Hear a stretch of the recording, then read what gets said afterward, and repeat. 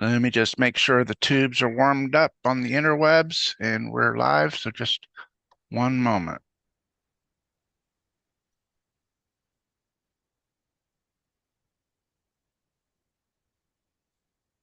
If you want, somebody in the meantime can go ahead and read the beginning if you'd like.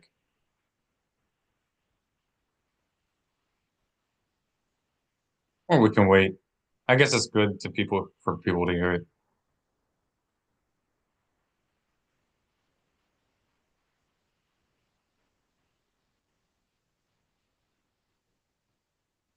All right. I'm not seeing it. Is anyone seeing it? Seeing what? Live? That we're live. There We're it is. live. We're live on YouTube. We are. Okay. It says live January 12th. Is that what you see? Yes. 20th, January So the 20th. title's messed up. All right. And let me double check Facebook. Yes, you're I'm live gonna on get Facebook some too. All right. water. Okay. You guys can begin this prayer while I get some water. All right. You see my screen, yes? Yes, we see your purple background. Okay. Heather, you're up. Oh dear. Yehi ratzon milefaneha Adonai Elohai shelo ekoshel bidvar halacha shelo omar al tameh tahar wa al tahar tameh wa al mutar asur wa al asur mutar wa al ekashel bidvar halacha wa ismehu bi havarai wa al yikashalu havarai bidvar halacha wa esmach bahem. Wow, Mazel Tov! Everybody give her a round of Very good. Very applause. good. That's Very good. wonderful. Kol hakavod.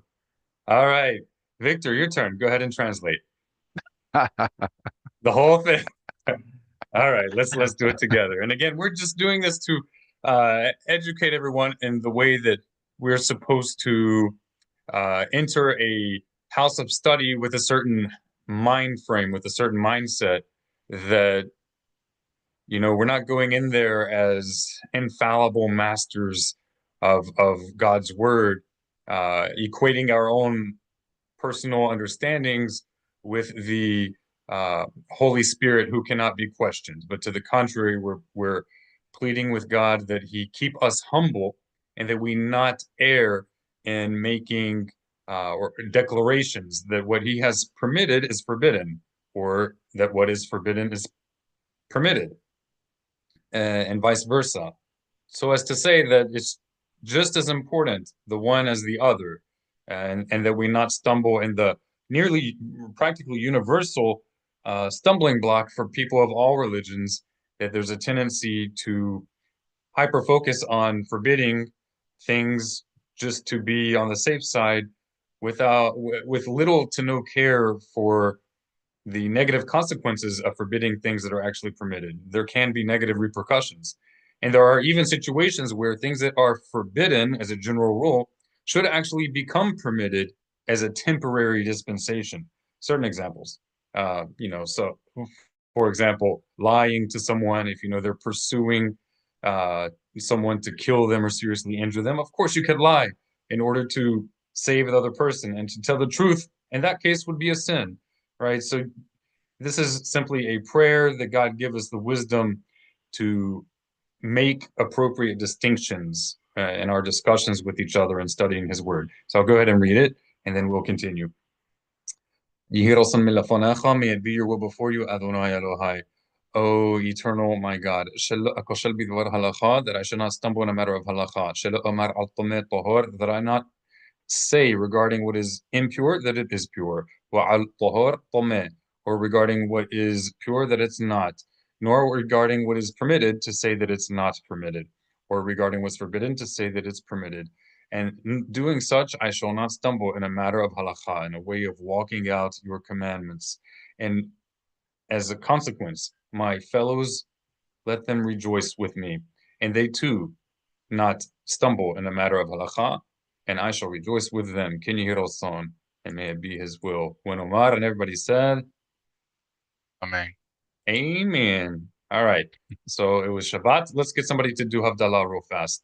We normally do this Saturday night after 3 medium-sized stars have appeared at the end of Shabbat, but you can do it up to midweek. If you do it after Saturday night, such as if you're doing it this morning, Sunday morning, or on, then you will skip the blessing regarding fire. Right? Let's get somebody to read it just as a guidance for our viewers in case people aren't yet in the habit of doing this. Right? So again, you can do it at this time, but ideally you would be doing it Saturday night. You want me to read the instructions as well? Yes, sir. Go right ahead. Yeah, you just read right through it. At the end of Shabbat, after the appearance of 3 medium-sized stars, one officiates the distinguishment between Sabbath and the new week in the following order: over a cup of wine or grape juice, first one blesses on the drink, then the fragrance, then over a flame. If a flame is on hand, one then says the blessing of separation and drinks. Just as with Kiddush, it is forbidden to begin drinking, eating, or doing a labor until one has officiated this separation. All right, and that is not regarded as a violation of Shabbat because Shabbat has ended. So although it's forbidden to do labor, it's forbidden to do acts that are forbidden on Shabbat, we're not allowed to do them even after Shabbat has ended until we have made this separation. But if such acts are done, they don't carry the penalty of having done them on Shabbat because Shabbat ended. It's just making the point that we're not supposed to do these things, even though they're now permitted, until we have made this separation, right? It's just to prioritize to make sure we get this done. Because this is a rabbinic framework for fulfilling a explicit commandment of God to distinguish the Sabbath from the other 6 days of the week. So we do that at the beginning of the Sabbath with Kiddush and at the end with Havdalah. So this is a fulfillment of a Torah commandment. So first you're going to say the blessing over the wine.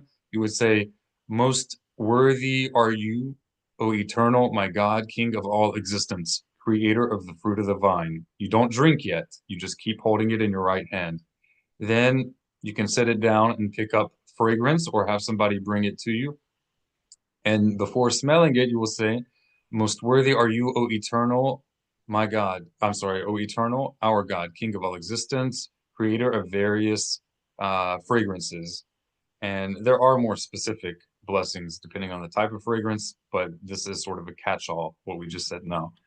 And then if it was Saturday night, you would say a blessing over fire. Most worthy are you, O eternal, my God, King of all existence, creator of the luminescence of fire. If you're not doing it on Saturday night, but doing it Sunday or on, then you would skip that.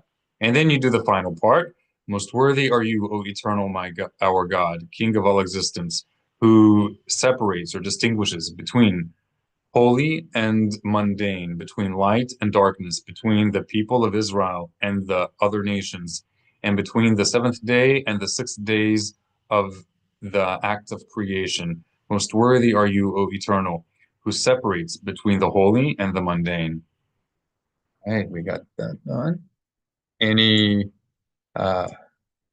questions about that before we move on? It is pretty important, and we need to give room to any questions to our members. So I make a mistake, or have made a mistake with that, and that is that I would drink twice. I would drink after the first blessing over the wine, and then I forgot to mention at the end, you drink after that final blessing that I just made. Yeah, thank you. Right. Yeah. Well, I used to do it at then, and I would drink half of it then, cheek full, Okay. and then you were just thirsty. Thirsty soul for the Lord. Taught wrong. I was taught wrong, actually. Yeah, another common mistake that I've seen both among Messianics and I've seen it among non-Orthodox Jewish communities that are not Messianic, and I suspect Messianics learned it from these non-Orthodox communities, and that is that after they say the blessing, then everyone says l'chaim, l'chaim, which is kind of like Right. saying cheers, and then they drink. Huh. No, No, this is not a matter of custom. It is it is it's universally recognized among traditional Jewish communities from Europe to Yemen to India. It doesn't matter that when you say a rabbinically mandated blessing over a certain act, and it's a duty, right? We're not talking about you're just saying a little prayer in your own words. If it's one of the institutionalized uh, blessings, then once you have said that blessing, you're not supposed to make an unnecessary interruption between having completed that blessing and doing the act that it's regarded or that it's instituted in association with. So, for example, if you said the blessing of thanks to God for bread, then you shouldn't have a conversation after saying that blessing and then eat the bread. First, you say the blessing, then you eat the bread, and then you can say whatever you want, right? You can make interruptions between a blessing and doing the act that the blessing regards. You can make an interruption on the condition that that interruption is necessary for doing the act. Okay. And our sages said regarding prayer, that can even be to the extent of if you prefer to eat the bread with a certain condiment and you don't want to just eat the bread by itself, you can ask someone if you had forgotten. You can say, for example, bring the salt or something like that. But something like saying L'chaim after having said the blessing of Havdalah, but before drinking, L'chaim is not a halacha. It's a custom, and it's not a custom among any of the historical people of Israel who have maintained the uh, instructions of our sages to say L'chaim between, like, it's not a part of the halacha, you know, so it right. can't be, it's not in any way necessary. So it's an interruption. I would say it's like making light of it a little bit because it's also a Yep. common phrase used at the parties and everywhere else that Correct. Correct. it's like bringing it down from It's a its sweet thing to say. It's a fun thing to say, but it's not only is it not not here. ideal, but it's asur. This is forbidden to do between saying a blessing and doing the act. After you drink, after everybody took the sip of the grape juice or wine, then you can lift up your cup if you want to say L'chaim. That's great. That's actually not so unusual in the traditional Jewish world. But don't do it before having taken that first sip. It's just kind of like it doesn't. It's not like the end of the world, but if a whole community is doing it, it doesn't look good. Let's put it this way: it shows that this is a community that maybe they're wanting to do what's right, but they don't have a leader. They don't have a qualified leader. There are certain indications that a person who comes from uh, a legitimate uh, traditional Jewish background, that if they see certain things, there are certain things that just kind of scream, we don't have a leader. You know, and what I mean by leader is we don't have a qualified leader. And maybe they do have a qualified leader for trying to find their way and maybe they'll eventually get there. Because you can have somebody who's qualified for a community, meaning he sincerely wants to serve God and he wants to learn Torah. Hmm. But it means if they have such a leader, maybe he's doing this or some other mistake, and I'm sure I do some things wrong, but it would mean though that even if he's a good guy and a good leader for that community, it would mean that he hasn't yet found instructors for whatever reason, and it's kind of um yes. If it remains that way for a long period of time, that's not a good indication. Probably that leader has some aversion to traditional Judaism, and he's just kind of piecing things together as he goes, perhaps unwilling to submit to the uh, experience of people who know much more than he does. You know, it's kind of a shame, but that's the way some people are. They don't. I could see a leader who doesn't know and just um, you could not know for a long time until you're Absolutely. told. Yes, but that's a problem. that is a problem, because if it's for a long time, I mean, there's no specific amount of time, but let's say though this is going on for multiple years, then you have to ask yourself, why has no rabbi friend come to visit him, or any Orthodox Jew come to visit him? Any Orthodox Jew would know that this is like the example that I gave you. Any Orthodox Jew would, that would raise a red flag. You know,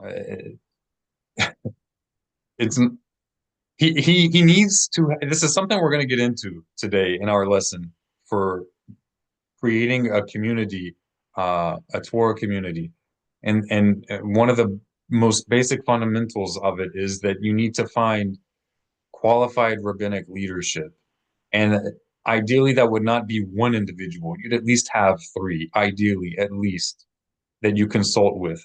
And this is not someone who lives in the middle of nowhere who learned everything he knows from the internet. And maybe a lot of what he knows is legitimate, but he never left his little corner of the woods. You can learn a lot and be a great person, but be missing a lot of basic elements if you never actually spent a substantial amount of time in the Orthodox world. And that's with all their errors. Every community has errors. But when we make errors, we want them to be mistakes that don't scream, I might have a hidden agenda to turn the Jews into the local Baptist church with the kippah on it. You know what I'm saying? Yeah. Like certain,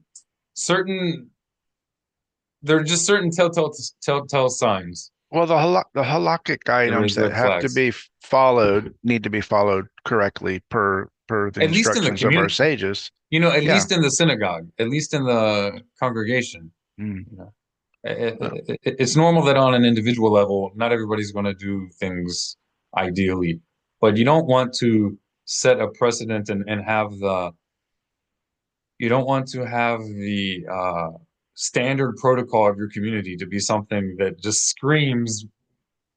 To the We don't 99% study halakha. who would do it correctly would look at it and go, wow, they're way off. Yes, that's exactly what I mean. It's like someone trying to learn English, someone trying to learn English, applying for a job as an English teacher at a high school, and then they step in the school, you know, presenting themselves as someone qualified, and they don't know how to distinguish between GH and the word light as opposed to GH and the word rough. You know what I mean? Like this, it says, should they really be teaching? Like if they don't know that GH and rough is an F sound, you know, it seems like a nitpicky thing, but sometimes these little details hint at a bigger problem. Okay, let's get into these 613 mitzvot. So my bigger problem is that I am not the most organized individual. Okay. Ooh, the sun is so bright in front of me. I see. You look, the camera's a little hot on you today. Is it really too much? Yeah, it's bright. Maybe I'm going to close the blinds. Usually, is it like bad or should I adjust it? What do you say? Actually, right now it looks fine. Earlier it was really bright. Yes, the sun. Maybe the sun just came out from a cloud or something. Yeah, and with the seasons, it's slowly changing its position, and I guess just creeping more than it used to. All right, we left off, I believe, at 81. Is that correct?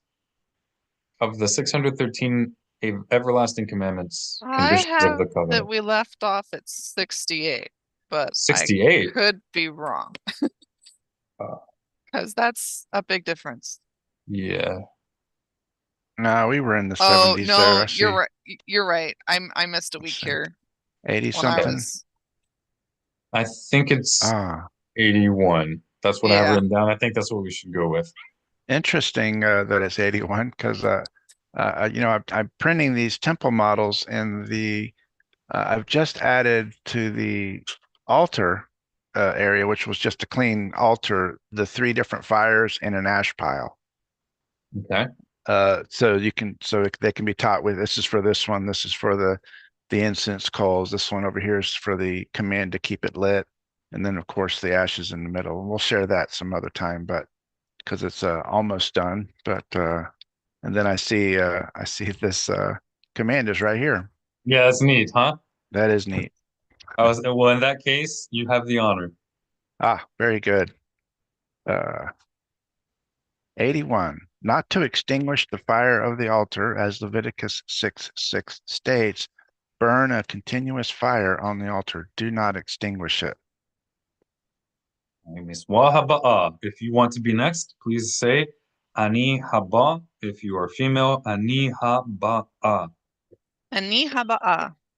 Not to offer any undesired incense offering or any sacrifices on the golden altar, as Exodus chapter 30, verse 9 states, do not offer any unauthorized incense upon it.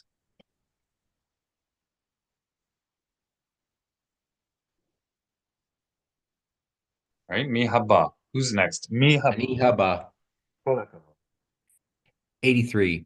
Not to duplicate the composition of the anointing oil, as Exodus 30:32 states, and do not duplicate its formula. Mi haba. Who is next? Ani haba'a. Kol hakavod. Not to anoint an unauthorized person with anointing oil, as Exodus 30:32 states, do not anoint the flesh of a person with it. Okay. Mi haba. Ani haba. Okay. 85. Not to duplicate the composition of the incense offering, as Exodus 30, verse 37 states, do not duplicate its formula. Mi haba. Mi haba. Who is next? All right, I'll read. Not to remove the staves of the ark, as Exodus 25, verse 16 states, they shall not be removed from it. Miswa haba'a. Next miswa. Next commandment. Miswa haba'a. For the priest's breastplate not to come loose from the ephod, as Exodus chapter 28, verse 28 states, that the breastplate shall not come loose from the ephod. All right, now this is an example of why I have quirky looking transliterations. To pronounce this as ephod makes complete sense to a native English speaker. If you want this to be pronounced as an O for a native English speaker, what is something we could do to increase the likelihood that it would be pronounced as an O instead of ah? Put a What line is over something? it. What is something we could add to this transliteration to make it more clear? And by the way, this is a common way of transliterating it, either with a PH or an F, and then they just put an OD. But it's sort of too simplified for standard English speaker. So what's something we could add to this to ensure that the O would be pronounced as an O instead of an A? The straight line across it, over it. You mean on the top, like Yeah. here? Yeah. Yes, but that's not going to help for the average person. The average person doesn't know all those little, because English also has diacritics for phonetic explanations and dictionaries, but most people don't Yeah. know that. The only other So thing I would do is put an E at the end, but that could help. Yes, that could help. Yeah. Or you could put an H after the O. Usually, if you put an H after a vowel in English, it insinuates a certain, or it indicates a certain pronunciation of the vowel. So if you put an H after an O, a person's more likely to pronounce it as an O.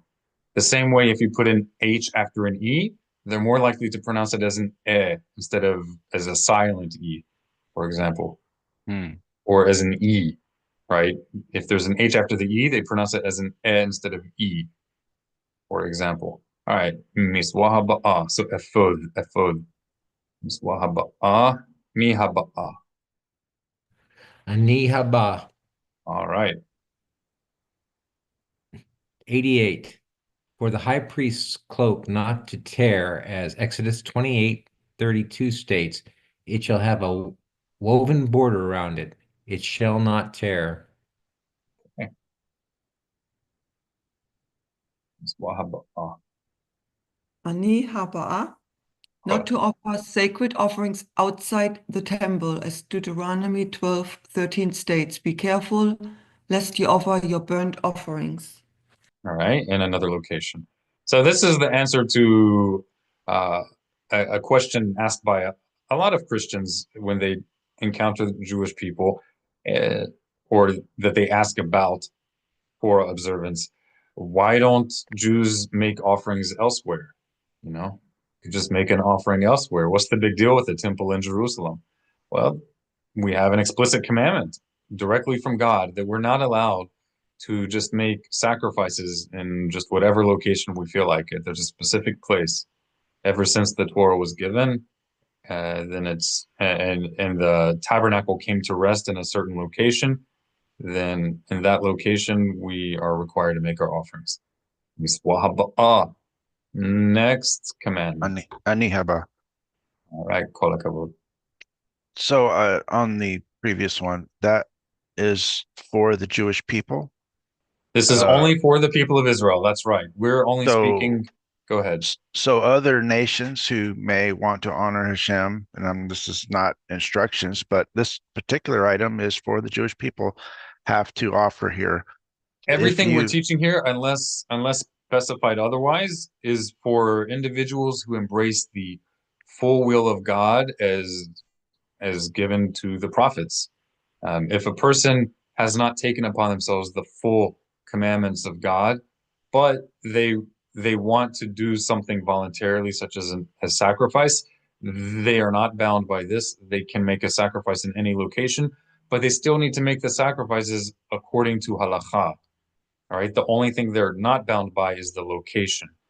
And that means that if they want to keep a commandment in a way that is in accordance with the Torah, without having taken upon themselves all the commandments, they still need to have guidance from a reputable scholar of halakha to know how they can make that sacrifice properly. What would be better is that they would embrace the entire Torah. Yes. And there is a way that they can bring an offering to the temple. Of course. They just can't walk in and do it. But they can bring an offering to Hashem. Right. But there's a scripture, and I forget where it is, where the offerings of the nations are pleasing to Hashem. Absolutely. And that's ultimately because of what it reflects and on the assumption of what it reflects. But it's an acknowledgement within the sacred literature, the scripture of the people of Israel. It's an acknowledgement of what God truly desires on a fundamental level. And that is the sincerity of an individual seeking his will, right? So if there's some person in the Amazon or in the Congo in the middle of the jungle somewhere, and they've never encountered a Jew, a Christian, a Muslim, whatever, but they're seeking the God of the universe. They want to do his will, and they make an offering as an act of, as an expression of gratitude to God. That offering is sweet to God. It's with whatever it's not being in alignment with halakha, regardless of that.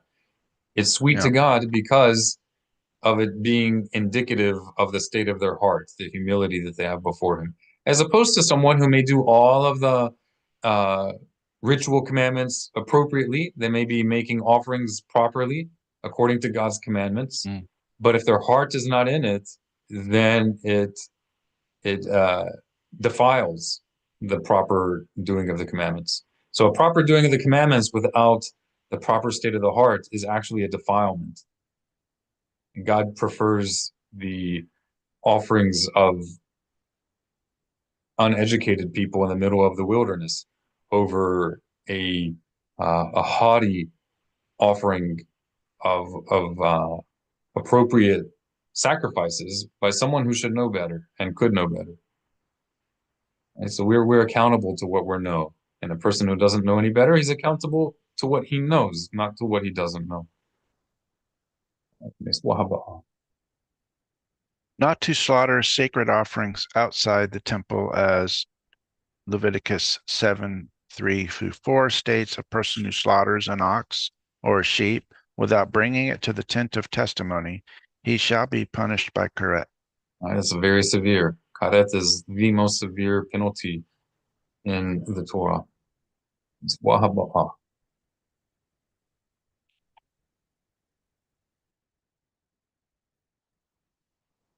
Mi haba.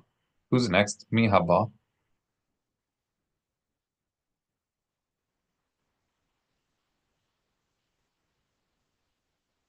Right, not to consecrate animals with disqualifying physical blemishes as sacrifices to be offered on the altar. As Leviticus 22, verse 20 states, any animal which has a blemish shall not be sacrificed. This prohibition involves the animal's consecration.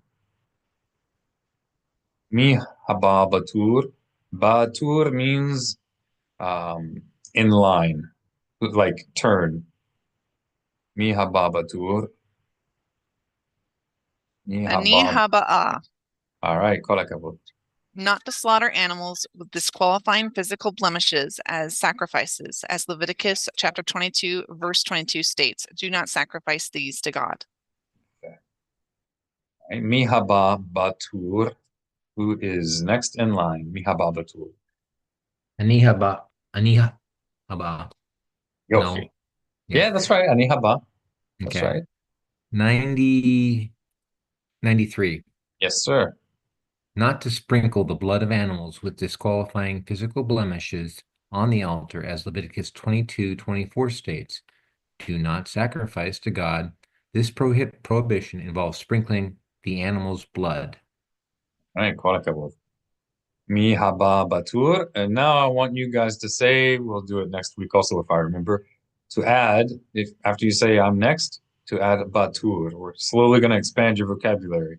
Batur means what? Who can tell us what batur means? In line. Fe. That's right. Fe.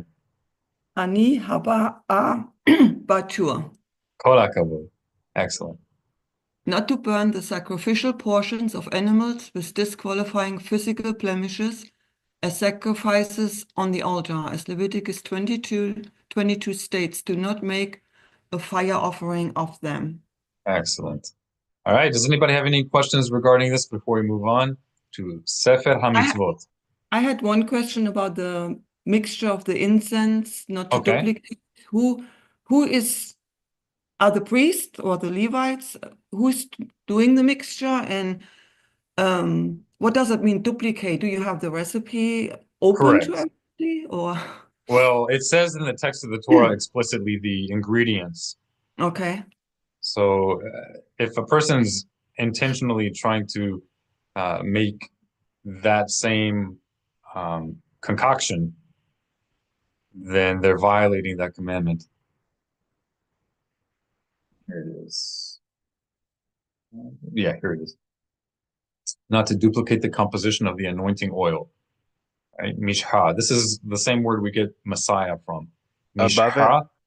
is So the what? incense, right above it, the incense one. Yeah. They're both, they're kind of similar. You can't make either one. Correct. That's right. Right. Oh.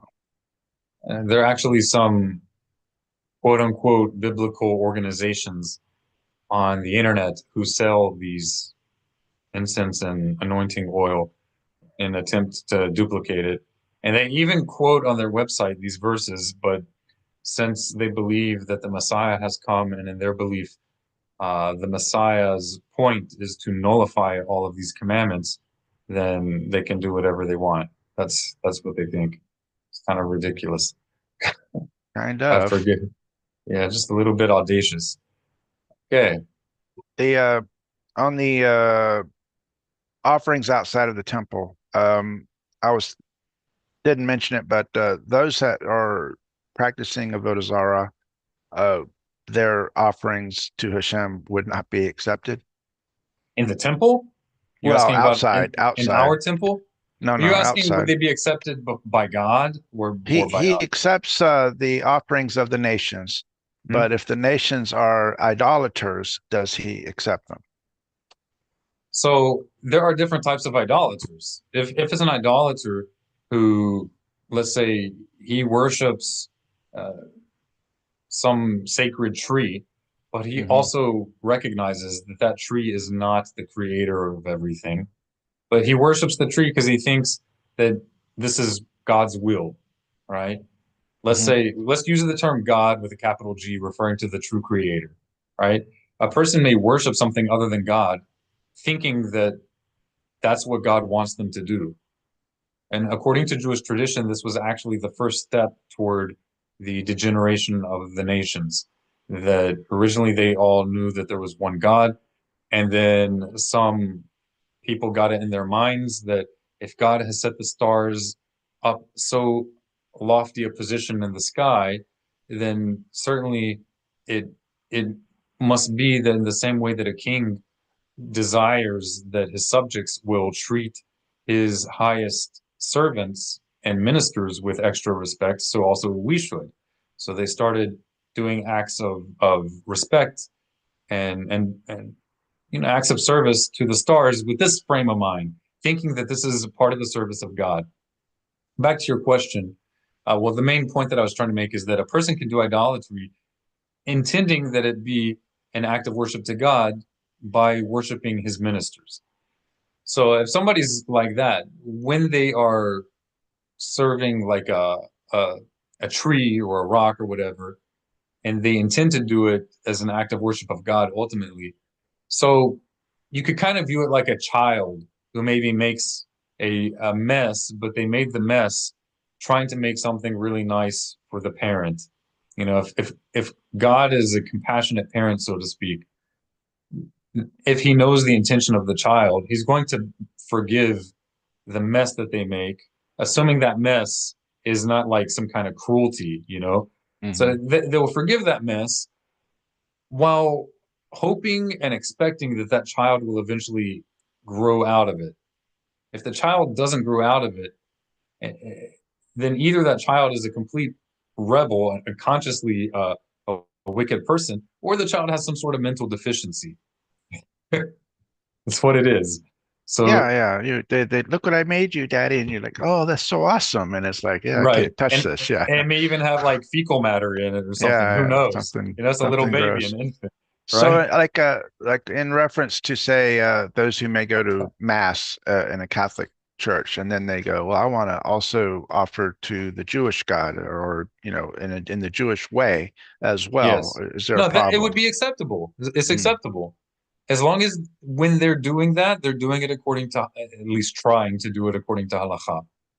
If they just march up before God and they knowingly just make something up, hmm that's not humility before God. He'd All rather right. people not do that. Yeah, so that would be fine if they did it properly. If they did say, let me offer my service that I do in the Catholic Church to Hashem as Hashem, let me give you let me have the wafer and the wine I'm for sure that Hashem. a Catholic doing this thinks that this is what God wants them to do.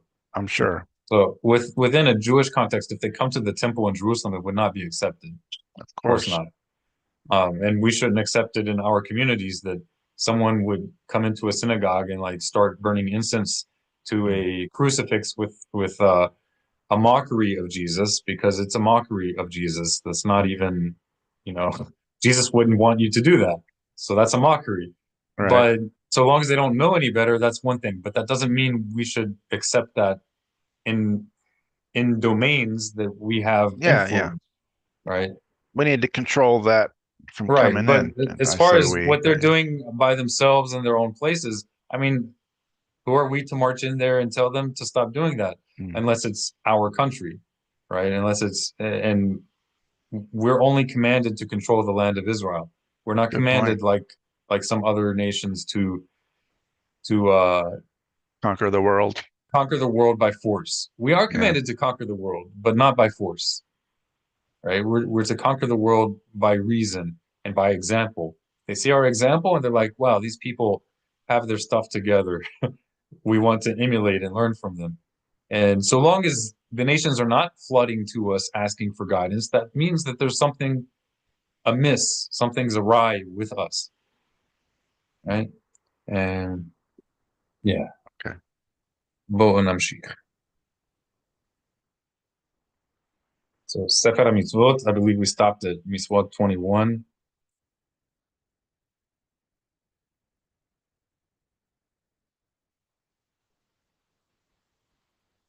Last week we discussed the building of the temple. It's an actual proactive commandment that we build the temple.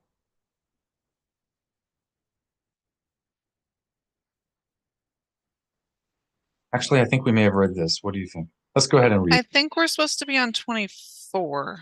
24? Oh, Because I think last week we ended up reading yes. 22 and 23 because we'd already read 22. Yes. Oh,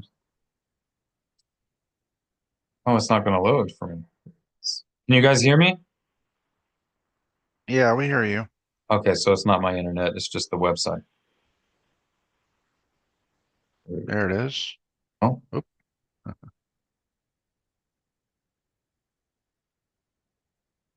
Okay, here we go. 23. Or you said 24? I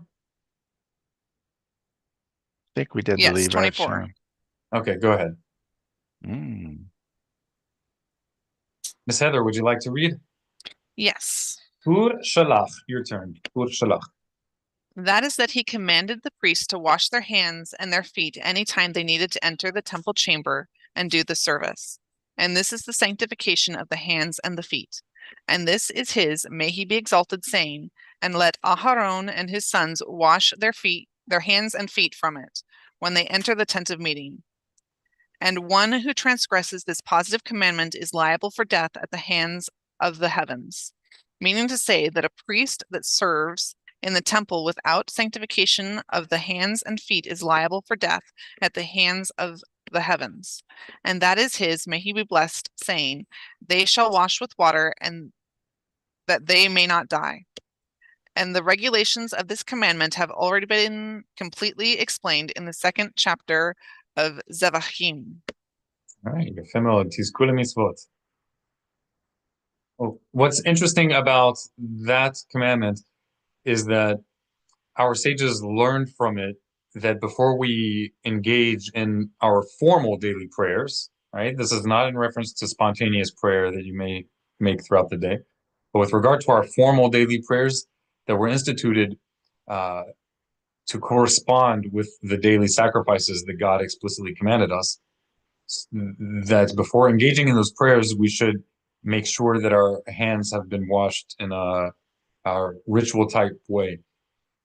If your hands were already washed before and you maintained awareness of what your hands were touching, you don't have to wash them again. Excuse me. When you say that you've washed your hands before, do you mean as also ritually? In other words, if you did an early, ritual washing, it'd be fine. Or are you talking about if you kept it clean for the last hour after washing in the bathroom, generally?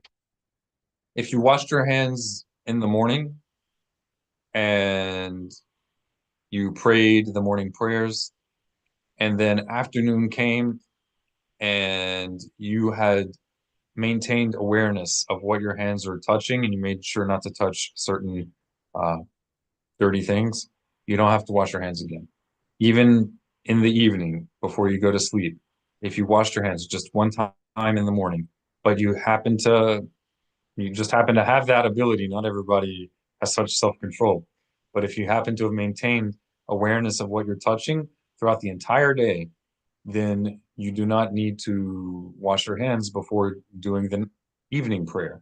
In fact, you shouldn't say the blessing. You can wash your hands if you wanted to, but you shouldn't say the blessing if you know that your hands weren't in need of the washing.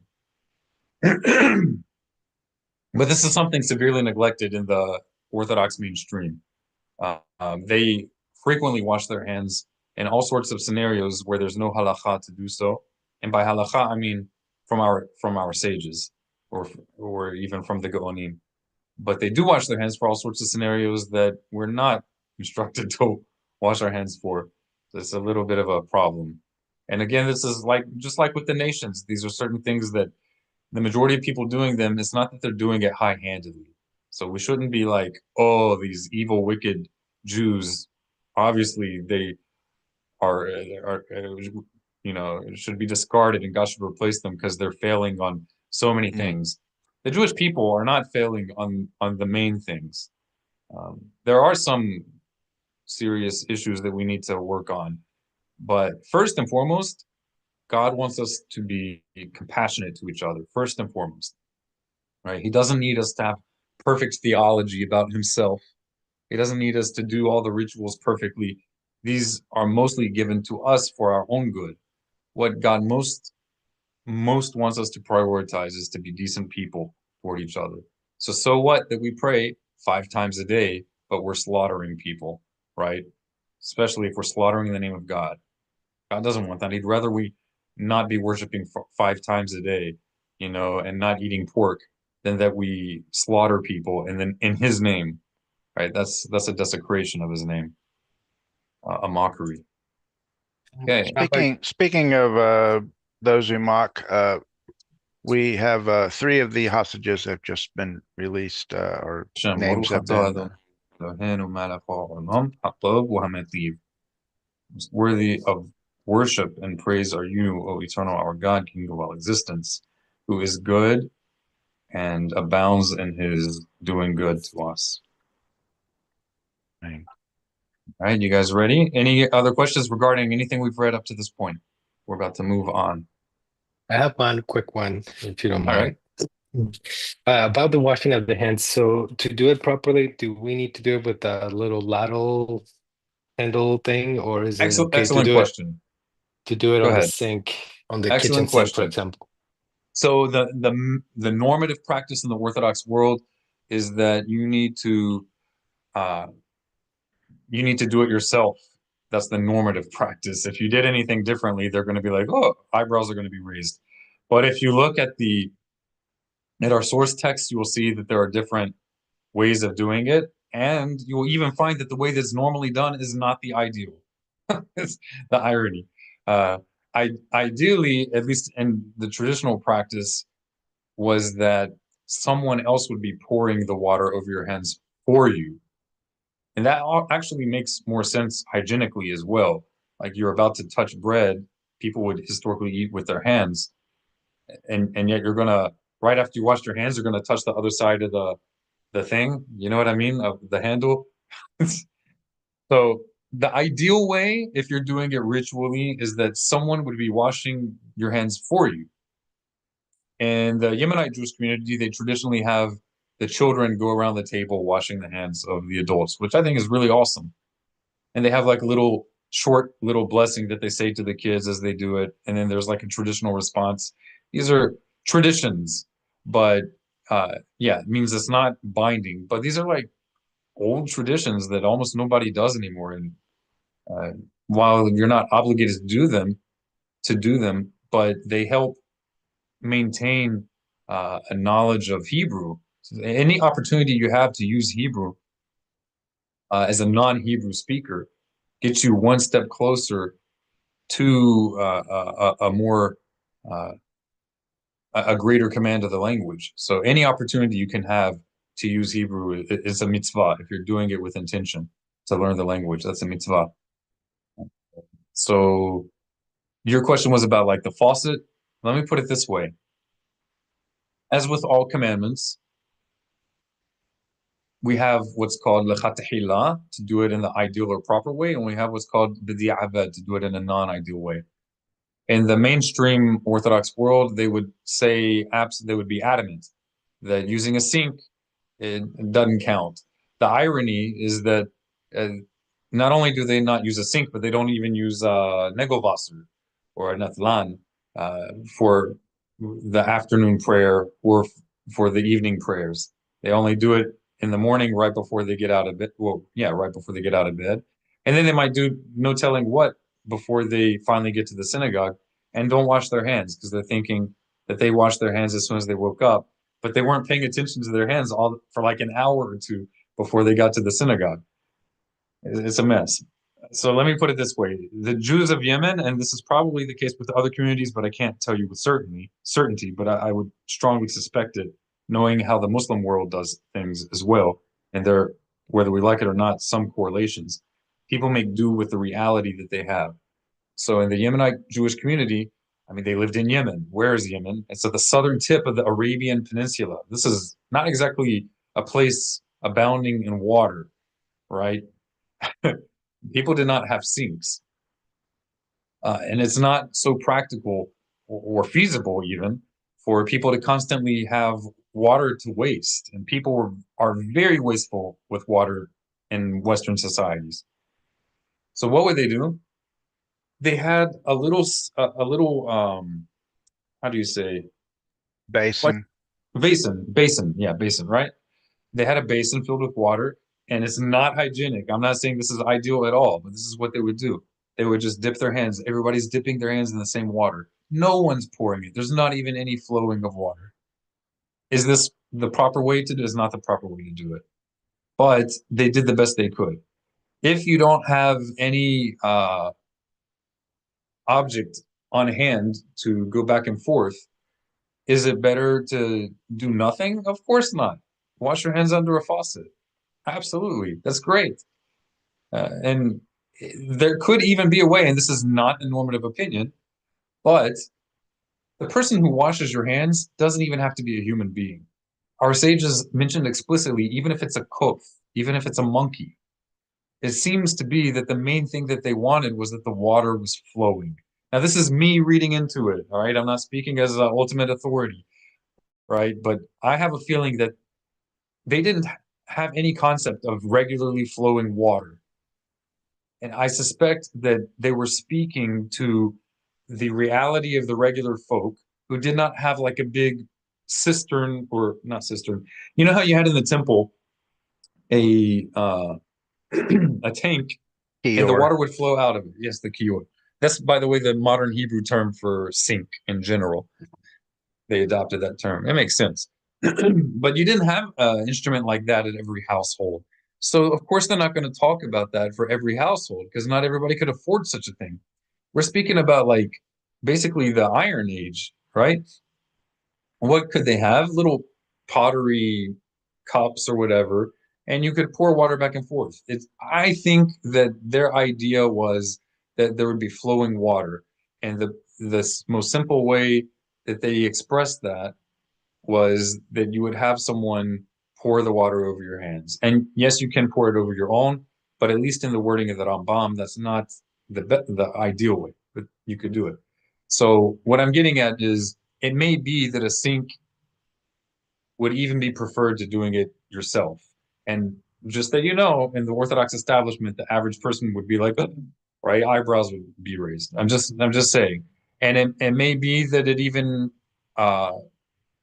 could qualify as someone pouring it indirectly, since those are human beings maintaining the functions of the water system. You know, it doesn't say that they have to pour it right next to you. So you're crossing the desert. You don't have any water available. It's time for prayer. Can you reach down and grab some sand Absolutely. and Our clean sages it? said that Can you explicitly. rub it on your Our pants? sages said it explicitly. You can use grass. You can use anything. The main thing here, this is the crux of it. Yes, ideally you use water to actually clean your hands, but the crux of the matter is that you're sanctifying your hands.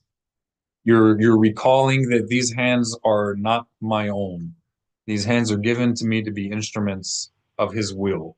And likewise, your feet, when you wash your feet, which, by the way, our sages said we should do every day, every morning. All right, this is as the bare minimum obligation. They did not want to impose on us something too burdensome for the average person, like what they do in Islam. But if it's not a big deal for you to wash your feet before you pray, that's an if, right? And your feet are dirty, then absolutely you should be washing your feet. And again, we're in the Western world. You know, we've become so lazy.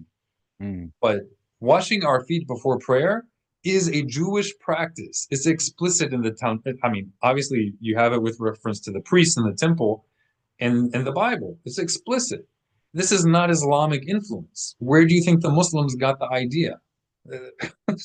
It's not just in the text of the Torah. This is not some Karaite idea. This is explicit in the Talmud. Our sages taught us to do this in the Talmud. It's brought in the Rif, who's one of the big halachic codifiers of Jewish law after the close of the Talmud. It's in the Sidur of Rav Saadia Gaon, the earliest Jewish Siddur, prayer book. It's in the Mishneh Torah of the Rambam, Maimonides, his code of Jewish law. It's in there about washing our feet every day before prayer. It's in Hamaspik La'uvdei Hashem, the magnum opus of the Rambam's son. I am ashamed to say I can't say whether or not it's in the Shulchan Aruch. I honestly don't know, but I would not be surprised in the least. But I do know that this was the normal practice of the Jewish world outside of Europe until relatively recently. At least if your feet were dirty, you would wash them before you go into the place of worship. And it was normative to remove your feet, I hope not. It was normative that you remove your shoes before you go into the synagogue, all over the Jewish world until very recently, meaning in the last century. The Jews of the Middle East and North Africa, when they started returning to the land of Israel, it was mostly European Jews who had the finances to establish all sorts of institutions. So what happened was they became extremely influenced by the practices of European Jews as a consequence of European Jews having the greater financial influence. And the Jews of Europe had long abandoned removing their shoes when they go into a synagogue. Again, not as an act of rebellion. It's just practical reality. Europe tended to be a lot more wet than the Middle East. And it was much bigger of a deal, much more of a hassle to remove your shoes going into a synagogue in Europe. And it was also potentially even a health concern because Europe, at least large parts of Europe, get very cold in the winter. So you're going to stand there with your feet exposed and cold. And they were living in poverty for the most of their history. But our mistake is that, and this is what we need to grow out of as a people, our mistake is that we take practices and community habits that were formed in unideal situations. And then even when the unideal situation has passed, and now if we were still living as a people before that unideal situation arose, if our present situation is more like how it was originally in an ideal state, why are we still doing what we were doing in the unideal situation? All right, that's kind of a roundabout way. I know that was a bit wordy. In other words, it's one thing to do something in a non-ideal way when we're in the unideal situation. But once that unideal situation has passed, we should go back to doing what is proper, right? And of course, that's if it's based on the words of the Torah and our sages. We're not just making up stuff here. Any questions? I know I kind of went on a tangent. No, it was good because it was related to the topic generally.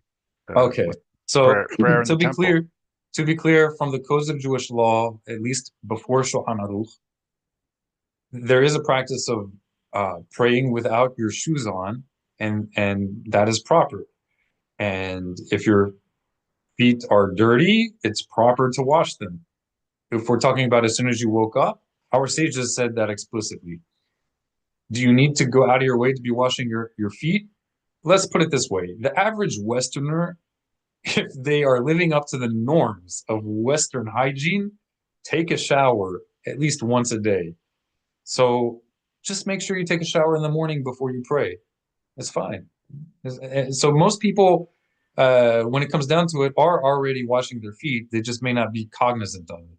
So I suggest then that when you're taking a shower, be cognizant of the fact that you're washing your feet, not just for its own sake, but as an act of sanctifying your feet to be vehicles of doing God's commandments. That these are the carriers of the chariot.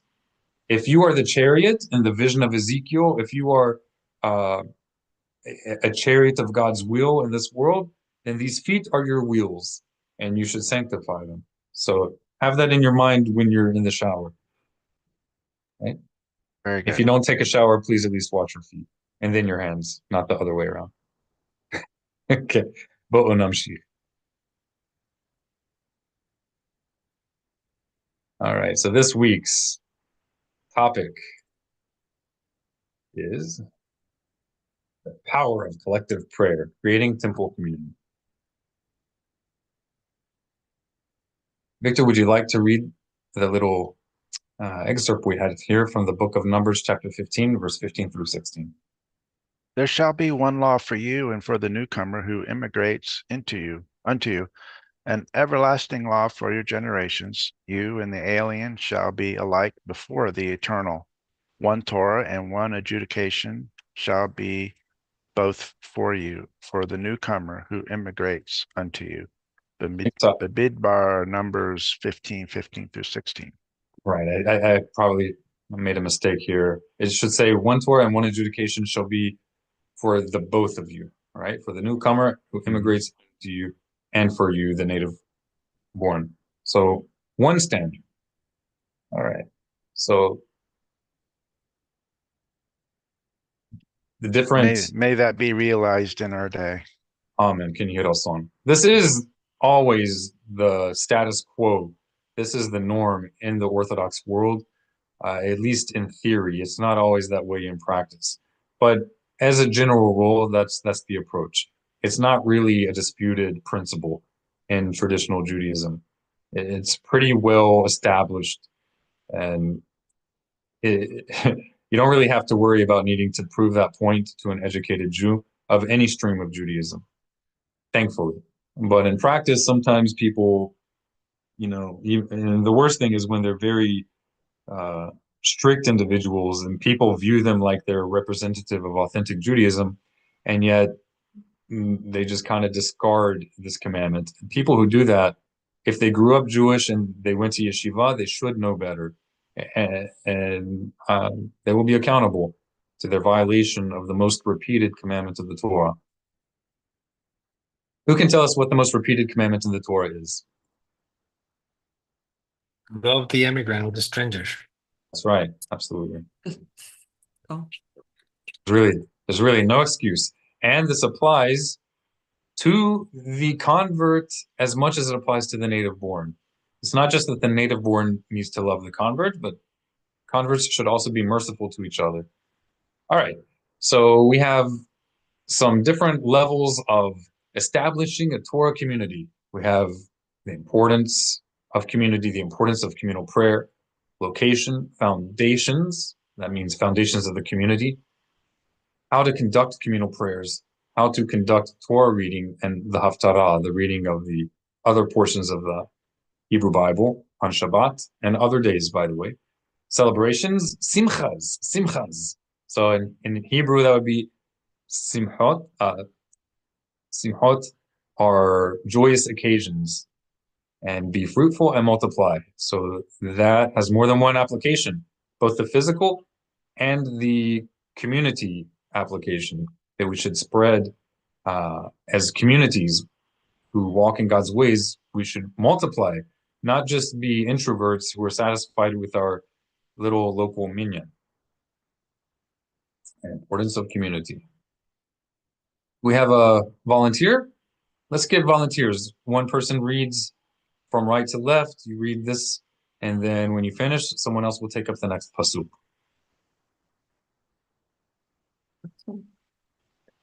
Behold, Psalms 133, verse 1. Behold, how good and how pleasant it is for brothers to dwell together in unity. All right, next person.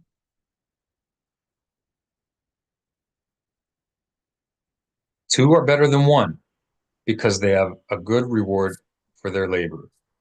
For if they fall, the one will lift up his fellow. But woe to him that is alone when he falls, and has not another to lift him up. And if one prevail against him, two shall withstand him. And a threefold cord is not quickly broken. Ecclesiastes chapter 4, verse 9 through 12. Iron sharpens iron, so man sharpens the countenance of his friends. Proverbs 27:17. Exodus 34, verse 23 through 24. 3 times during the year, all your males shall appear before the Lord God, the God of Israel. For I will drive out nations before you and enlarge your borders. No one will covet your land when you go up to appear before the Lord your God 3 times a year. Okay.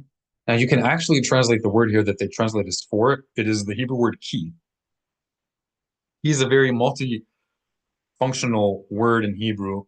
He in modern Hebrew is usually used for because. It also can connote because in biblical Hebrew. But in biblical Hebrew and formal modern Hebrew, it can have other applications as well, other than because. It can mean for, it can mean that, it can mean if, and it can also mean when. That means that you can translate this as that 3 times a year, all your males shall appear before the eternal, your God, the God of Israel. Let me see. I've lost my flow of thought before I will. Yes, I remember now. The word for. I want to see this in Hebrew. Let's see this in Hebrew.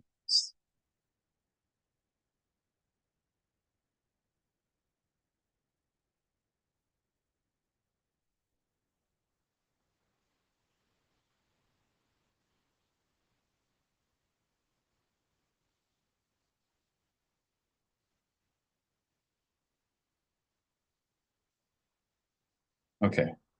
Yes,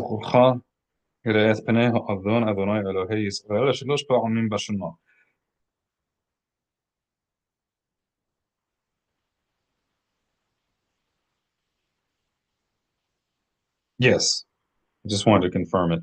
So it is possible to translate this for and read it as I will drive out the nations before you and enlarge your borders, and no one will covet your land upon your appearing before the Lord your God 3 times a year, as if to insinuate that that could be a consequence of the people of Israel fulfilling this duty of the thrice annual pilgrimage to the temple. That as a consequence of it, he will drive them out, meaning there's some kind of an association. And that's just my take on it. It's one possible take. It's not absolute, but certainly there is some kind of a connection being made right here. So the concept of the people of Israel constituting one man as if one body, it's not something that is an innovation of Christianity. I know it's much more spoken about in Christian circles, being like one body, that you're like one body of God on earth, not literally, but acting as his representative on earth as one man. That has basis in the Hebrew Bible. So these are different verses you can look up in your own time if you'd like. It's very much a Jewish concept. And the importance of communal prayer. All right, so just as creating a community is important, it's important not for the sake of just creating community, but it's important for the individual as an individual as well, because individuals need other people. Sometimes you're sick, who's going to take care of you? Not everybody has a husband, not everybody has a wife, not everyone has children. And again, we mentioned loving the convert as a native born. It's the most common commandment in the Torah, repeated again and again. But together with that, it's often repeated with taking care of the orphans and the widows and the poor. That's a basic purpose of having community. It's much more easy to help people when we work as a group than as simply an individual. But it's also for the non-poor, because when you are a community, you also have mutual accountability. You encourage each other. You ensure that there is less likely to be poor. There will be less poverty because you're making social connections, helping each other find jobs. You're sharing the burden of the challenges of life with each other. This is something that's pretty much a universally recognized principle. But in Torah Judaism, it's not an option. It's a duty. It's a duty of each Jewish individual to be a part of a community. And if for whatever reason, it's outside of your means to relocate and be part of a Jewish community, or if you simply don't know of any community that will accept you to their shame, then it still doesn't absolve you of the duty of community. What it means is you're now in the position that Abraham was. It's your duty to form a community where you're at, right? For whatever the reason. And a pillar of forming a community is communal prayer. It's in communal prayer that we establish our core values as a community, that we reflect on those values and align our priorities in a proper order. All right, so let's have someone read the first of these four on the left side. Laws of Prayer, chapter 8. You can find in the Mishneh Torah of Maimonides. This is from the first halacha of chapter 8. Communal prayer is always heard, even when there are transgressors among the congregation. The Holy One, blessed be He, does not reject the prayers of the many. Therefore, a person should include himself in the community and should not pray alone whenever he is able to pray with the community. And of course, you guys can look up chapter 8 of the Laws of Prayer in the Mishneh Torah to learn more about that. Next one, Mi haba batur. Who's next? Remembrance. Communal Uh, prayer ensure. Go ahead. Sorry. Okay.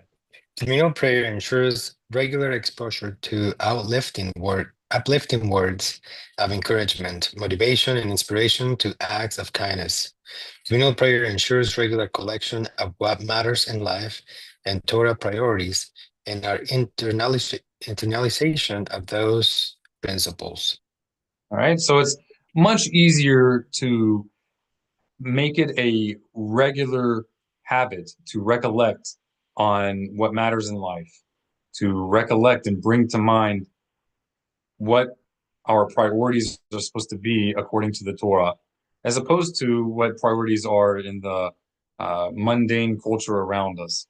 It's much easier to internalize the principles of Torah and its values when we have a habit of doing it as a community, as opposed to when we're doing it by ourselves. Right? It's just like going to the gym or advancing in a course. One of the greatest struggles of succeeding on a diet or succeeding in a exercise regimen, one of the greatest struggles is maintaining the habit. And that habit is much easier to maintain when you have a place that you regularly go outside of your own home, a place that's dedicated to that end, right? A place that's dedicated to the purpose of exercise, i.e. a gym. You're much more likely to succeed if you go to a gym and exercise and make that a habit than if you tell yourself, I'm going to do all these exercises every day in my home, right next to your bed, or right next to your kitchen, or right next to your TV, right? Or right next to your children, or where all your distractions are. No, same thing with advancing in a course. Yeah, you could do that at home. You could do an online course. It's possible, but the rate of success is higher when you are in a environment that's conducive to the goal. So you're more likely to pay attention and have a consistent schedule if you know that if you don't show up at a certain time, it's going to negatively impact your grade than if you try to just do it all by yourself. Same thing with prayer. Support, mi haba. Who's next? Support. Ani haba'a. Communal prayer forces us out of our comfort zone, exposing us to different types of people, gives us the opportunity to refine our character, form friendships, community, and make sure you aren't isolated and alone in life's challenges. Very, very basic. Very basic. Does anybody have any examples where community, your connections with people in your neighborhood, whether Jewish or not, doesn't matter, made a big difference in your life during a difficult time?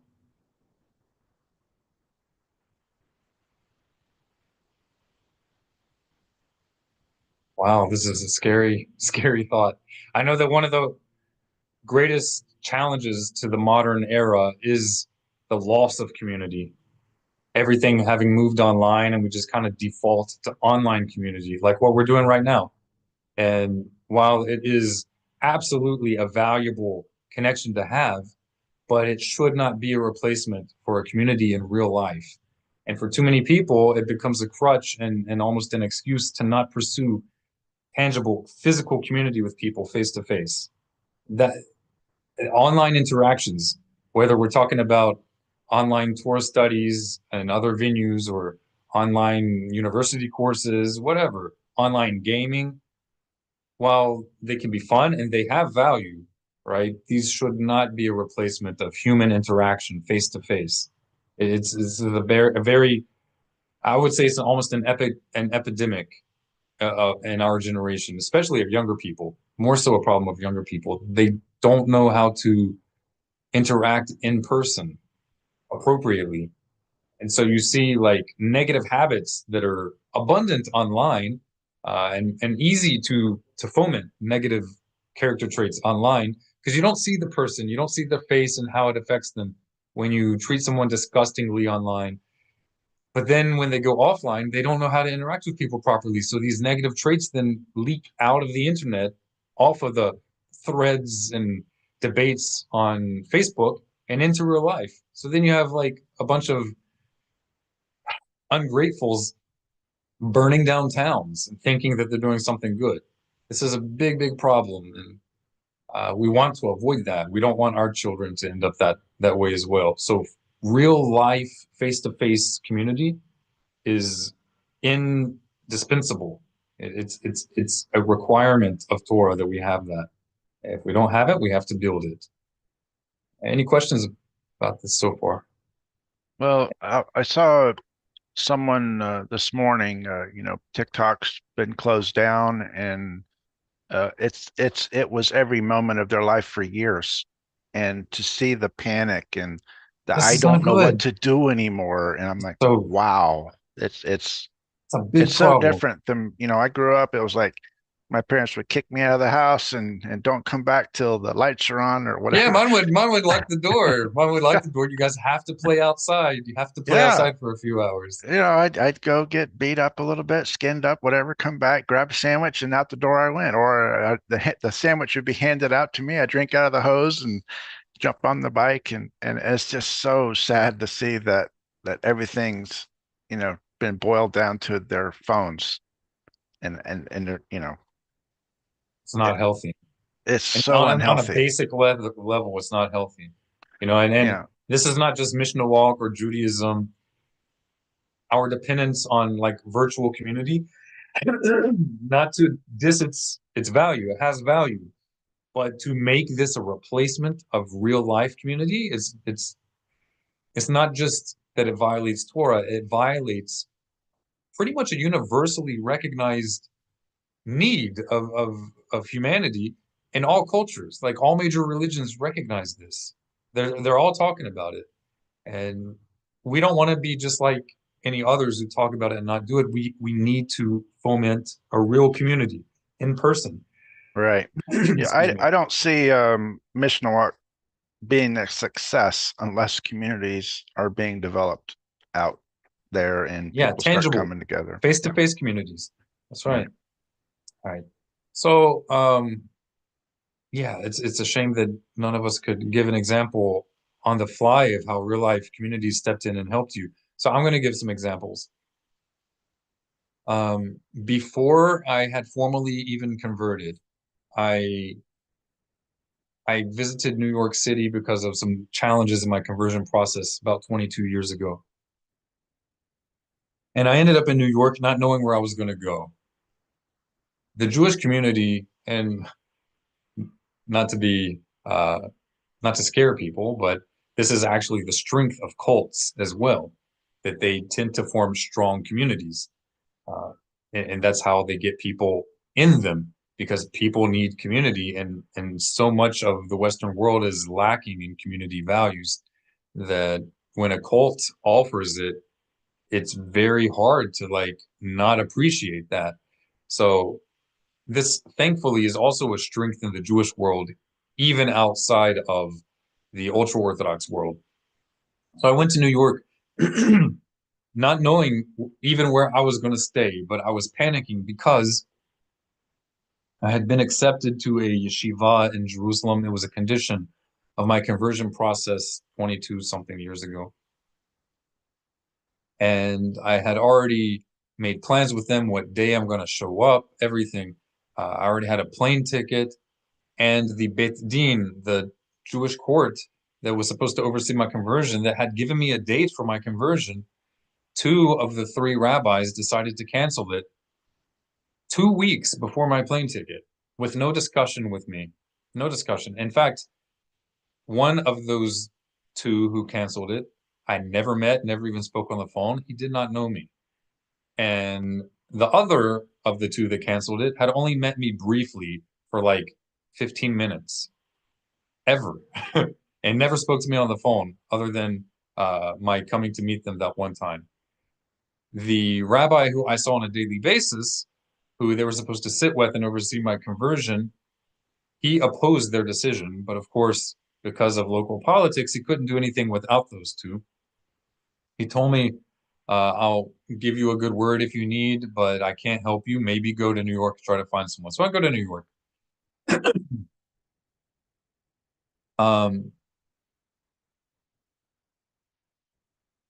I go to a Yemenite rabbi's house. His name was Rav Guri, Yemenite rabbi in New York.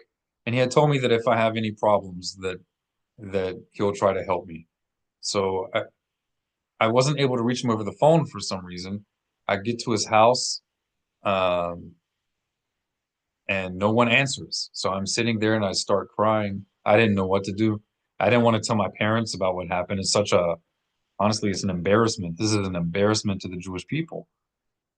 And stuff like this happens, maybe not exactly like what happened to me, but not good stuff happens in the Orthodox, especially in the ultra-Orthodox world, mistreatment of potential converts. But it doesn't get talked about much because if you are in the ultra-Orthodox world, if you talk about this, it's going to have negative social repercussions on you and even possibly your children. So people don't talk about it, but I'm talking about it. What do I have to lose, right? I have a lot to gain.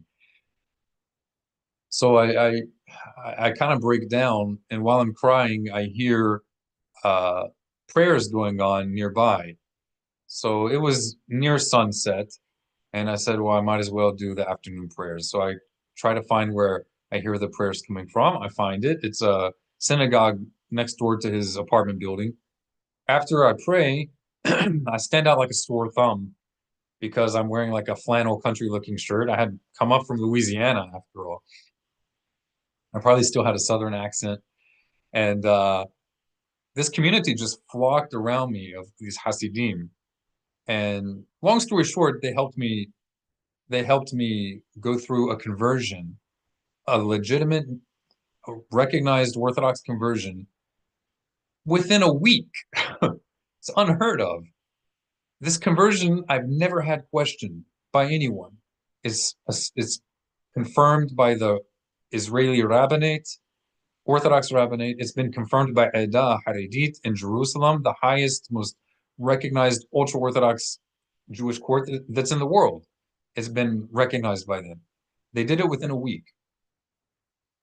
I had 10 rabbis standing there watching me when I went into the mikveh, into the ritual pool, baptismal pool. And I don't remember the number, but I have about 10, possibly all of them signed on my conversion document. Long story short, it's a legitimate conversion. They had it done within a week. But for some people, it takes 5 to 10 years, right? It's all politics. But I was in that situation, and thankfully God placed me near some good-hearted people, and they took care of me. I was poor. I had a place to eat. I had a place to sleep. They took care of all of this for a whole week that I was in New York. They didn't expect me to be there, but as a community, they worked together and they made sure that I'd be okay. They got me tefillin, everything. They made sure someone in Israel would be there to pick me up from the airport. That's the way it's supposed to be. You know, that's the way it's supposed to be. And they also made it clear to me that we don't require that you will be part of our Hasidic movement when you convert. We just want you to keep Torah and mitzvahs, right? That's the way it's supposed to be. Kol hakavod lehem. All right, that was a Kiddush Shem Shamayim. They sanctify the name of heaven. And I have had endless examples of great charity, and I'm trying not to use Hebrew words, but Gemilut Hasadim, like being what they're supposed to be. So with all the negative, I have plenty of negative experiences from bigots in the Jewish world, but I have so much more of acts of undeserved kindness that really just outshines all the disgusting things that I ever experienced. But the reason is because when I experienced those negative things, I X'd them. They X'd me, I X'd them. You know, I don't need to put up with that, and neither should you. If you experience some kind of a rabbi or a person who's supposedly representing the Jewish world and they're mistreating you, you should know without a shadow of a doubt that is not the Torah. That is not the authentic representation of the Jewish people. Don't fret. Be confident. Don't take that bull. X them as they X you, and find somebody who will treat you with respect. All right, that's my soapbox sermon for the day. Bonu namshich. Yeah, I have countless examples of community stepping up and helping me. I think we all Countless. have a lot of examples. It's just that they're all church related. That's You know, fine. They're yeah, I know, humans. I know. But it's just I'm thinking, yeah, I've had obviously we have all had community help and or even neighbors, especially many years ago. But Even here actually. Yeah. my point is though that this kind of community help in person is just on so much more of a higher level than just online connection. Online connection is not Absolutely. meaningless. It's not meaningless. It has meaning. And online connection can lead to real life connections and real life community. And sometimes online connection is all that you have. But my point is that it's not supposed to be all that you have. It should be a supplement, not the norm. It shouldn't be the norm for you. It should be a supplement. All right. Who would like to read the final little pillar here we have with regard to communal prayer? Ani haba bator. All right. Kol hakavod. Accountability. It is easier to lose motivation when attempting to reach a goal alone. On the other hand, it's easier to be motivated when you are in the current of community vision. Right? When you're in the current of community vision, it's easier to be pushed along, Yeah. like social influence. It could be for bad, it could also be for good. So when you're alone, it's just you. But when you're in a community, then you're going to go more likely to go with the flow of the community, right? To be swept with that current. So if that current is toward a goal that you share, then obviously that's better for you than trying to wing it by yourself. Yep. Amshich. Regular communal prayer ensures personal accountability to ourselves, to humanity, and to God. Kol hakavod. All right, location. We have a volunteer. Just read one pillar and then we'll get somebody else to read the next. Ani haba. Haba. That's right. For female. If you're near a traditional Jewish community or are able to relocate and be part of that community, this is ideal for most. However, this is not the reality for most who find themselves at the gates of the people of Israel, having already embraced the fullness of God's everlasting covenant. And realistically, if all such people were able to up and relocate to existing Jewish communities, it would severely overwhelm those communities. No differently than if the entirety of South America showed up at the US border, regardless of their good intentions, or even if they all have the greatest of qualifications. Right. So there's a practical reality, especially in our current times when so many people are turning to God's Torah and their eyes are opening to the mistakes and the foolishness of our ancestors, and they're taking hold of the hem of the garment of the Jewish man and fulfillment of the words of God through his prophets. So there's so many who are waking up. It's really too much for the Jewish world to handle on a local level. So we need to provide a way in which communities can grow and develop where they're at. And that's a big part of the purpose of the Mishnah Walk. And really, there are not many organizations that are even trying to fulfill this duty, but it is our duty, so we'll do the best we can. And if there are any organizations that can do it better, more power to them. But we're here to do the best we can, and with any guidance and any advice or counsel that anybody can give us. So we're here, and this is our purpose. All right, the next pillar. Ani haba. God is doing something unprecedented in the world in our time, not because he has changed, but because the world is reaching this point, the point when it is within reason that the world can truly be filled with the knowledge of God, which is through the knowledge of his Torah, as the water fills the seas. We are not there yet, but the practical feasibility is here. For the first time in human history, we're living in unprecedented times. Mihaba. There is an unprecedented need to instruct individuals and communities in a non-Jewish background how to integrate themselves into the people of Israel, where they are, to grow as members of the covenant between God and Israel, not by reinventing the wheel through improbable Gnostics, spiritual insights, or other imaginative innovations, but by recognizing that legitimate joining of the people of Israel means respect for the ancient heritage of the real historical people of Israel and drawing from the wellspring of thousands of years of Torah scholarship, the likes of which aren't found among any other people. All right. So that is great. That is pretty powerful. yes. So we need to be careful and first and foremost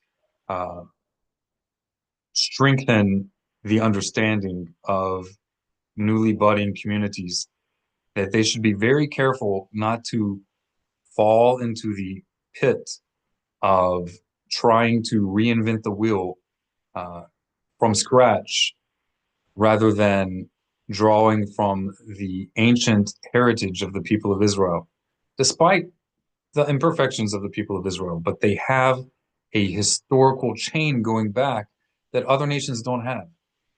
And what did we say at the beginning? Kachem kager, Torah ahath. As you are the native born, so is the immigrant who immigrates unto you. One Torah, right? One law, one adjudication.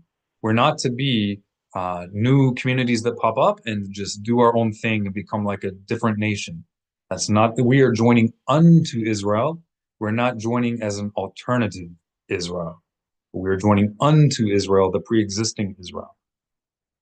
And they have so much to give us that they've received from their ancestors, the children of prophets. Right, foundations. Let's have somebody read these three foundations.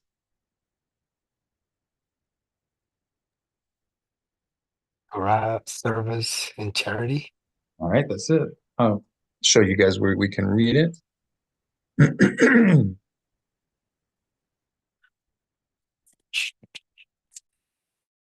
would like to read? This is the first chapter of Pirkei Avot. It's one of the most popular excerpts from the Mishnah.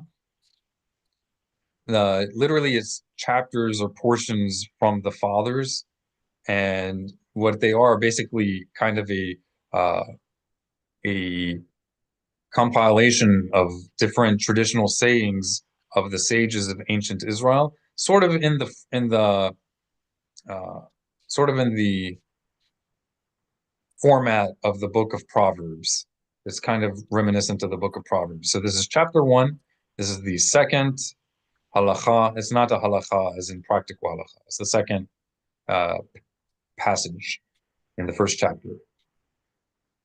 We have a volunteer. Let's get Heather. Heather, could you read? Yes. Moses received the Torah at Sinai and transmitted it to Joshua, Joshua to the elders, and the elders to the prophets to the men of the great assembly. They said three things: be patient in the administration of justice, raise many disciples, and make a fence around the Torah. All right, so here we see the idea of making disciples, making students. All right, let's keep on. Shimon the righteous was one of the last of the men of the great assembly. He used to say, the world stands upon three things: the Torah, the temple service, and the practice of acts of piety. All right. And acts of piety is probably not the best translation. It's really not a good translation. Milut hasadim means, okay, so piety in the Jewish framework is not aestheticism. Am I saying it right? Asceticism. That is not the piety is talking about. It's specifically and explicitly in the Hebrew talking about a piety of pious acts towards other people. And so hasadim, gemilut hasadim is doing acts of devoted loving kindness. And that's one of the pillars of Torah Judaism, of classical Judaism. So we have Torah, service, and charity. Right? So let's expound. Torah refers to learning with intention to implement God's everlasting guidance and his instruction through his sages, which is also called Torah in the Torah. So Deuteronomy chapter 17, where it describes the instruction that the judges give us from the place that he would choose, when it describes the instructions they give us on how to do the commandments, also their instruction, their authoritative interpretation of how to do the commandments is also called Torah. So both the written Torah and the oral Torah. Learning both is a pillar of the people of Israel. Number two, avodah. Avodah. This word means service. It also means work, and you can understand it in both ways. So we're not to be hermits, but we should also have jobs. We should be working. But also, avodah is a reference to our service of God. Often it refers to the divinely mandated service in the temple, the national temple, and the place that God chose in Jerusalem. But it's also the common term for our daily worship in our everyday life, wherever we be, and also in our daily prayers. So, maza avodah shebalev, what is the service that is in the heart? This is prayer. So our daily prayer is also called the service. You guys, I apologize, I have to clear my throat. I don't know what's going on.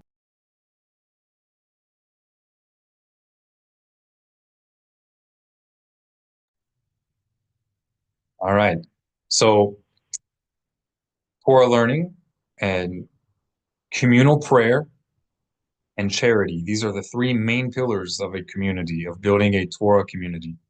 If we lack any one of these three, there's going to be a severe shortcoming of what is supposed to be the norm of a Torah community. So if we want a Torah community, we have to take care of these three. These are the pillars. Without them, it's not a legitimate Torah community. So prayer, knowing how to engage in communal prayer, is very foundational, very fundamental to having a Torah community. But no less than that is seeing to the basic needs of the members of the community. So one of the first things that should be done is not merely that we have like a Torah study in our local community, not merely that we pray, but that we also, as a priority, in the very beginning of setting up a community, to create some sort of a fund to help people who are in serious need in the community. Right? That should be no less important than finding a place of community worship. And in fact, I would say it's more important because you can always meet at someone's house, right? Ideally, you'd have your own special place devoted to community prayers, like a synagogue building or whatever. But you can improvise and meet in people's houses in the meantime. But having a fund to help people who are in serious need, that that you can't have a physical location for it. You need that first and foremost. Question on the Yes, sir. charity. Does it have to be communal like you're showing there, or should it be both communal and personal? Should you Of course, it seek should be out? both. It should be Yeah, both, but but it not should one. be communal. Like I Not always one. thought of it as personal, but go ahead. Not one is exclusive to the other. Not one is. They're both. We're obligated in both, and there are explicit halachot about gathering community funds to support people as a community. As a community, we should not leave it up to the government to take care of these things. In fact, often, at the local level, it tends to be more effective and efficient than on a federal level.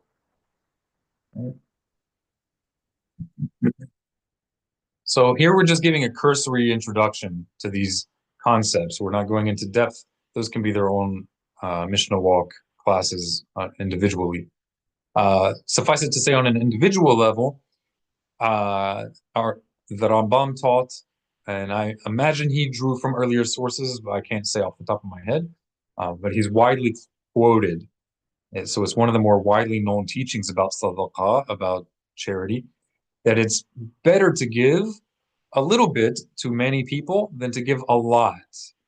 Now, you may want to give a lot, and maybe you're capable to give a lot, but for most people, if you give a lot, you're going to only be able to help a smaller amount of people. If everyone would give a little bit to a lot of people, then we would do greater collective good than if we sort of try to outdo ourselves or outdo our neighbors and give a lot and then not be able to help so many people. And we know that people tend to squander when they have more than they really need. So it's better to give a moderate amount to many people than to give a whole lot. And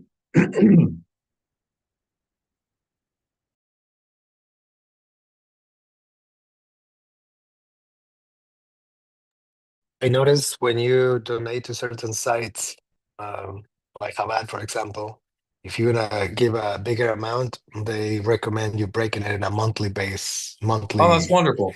Yeah. in a monthly stipend, for example, that you're given instead of the big amount upfront.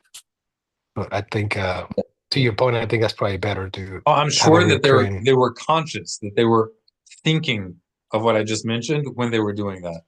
That is Yeah. a very well-known principle in the Torah Jewish establishment. Sometimes less is more. Actually, quite often, less is more. All right. So how to conduct communal prayers. Framework. The framework of the sages, right? So we don't want to be reinventing the wheel. We need to familiarize ourselves with the basic framework of community prayer as taught by our sages, by the sages of the Mishnah and the Talmud. We don't have any other ancient sources. They are the vessels that received the tradition of the prophets, right? So whatever criticism or questions we might have about some specific instruction that they gave or something that may be commonly done nowadays in synagogues, don't miss the forest for the trees. Don't miss the blessing because someone may be misrepresenting it on a certain detail, or because maybe some protocol that made a lot of sense 2,000 years ago may not make the most sense today.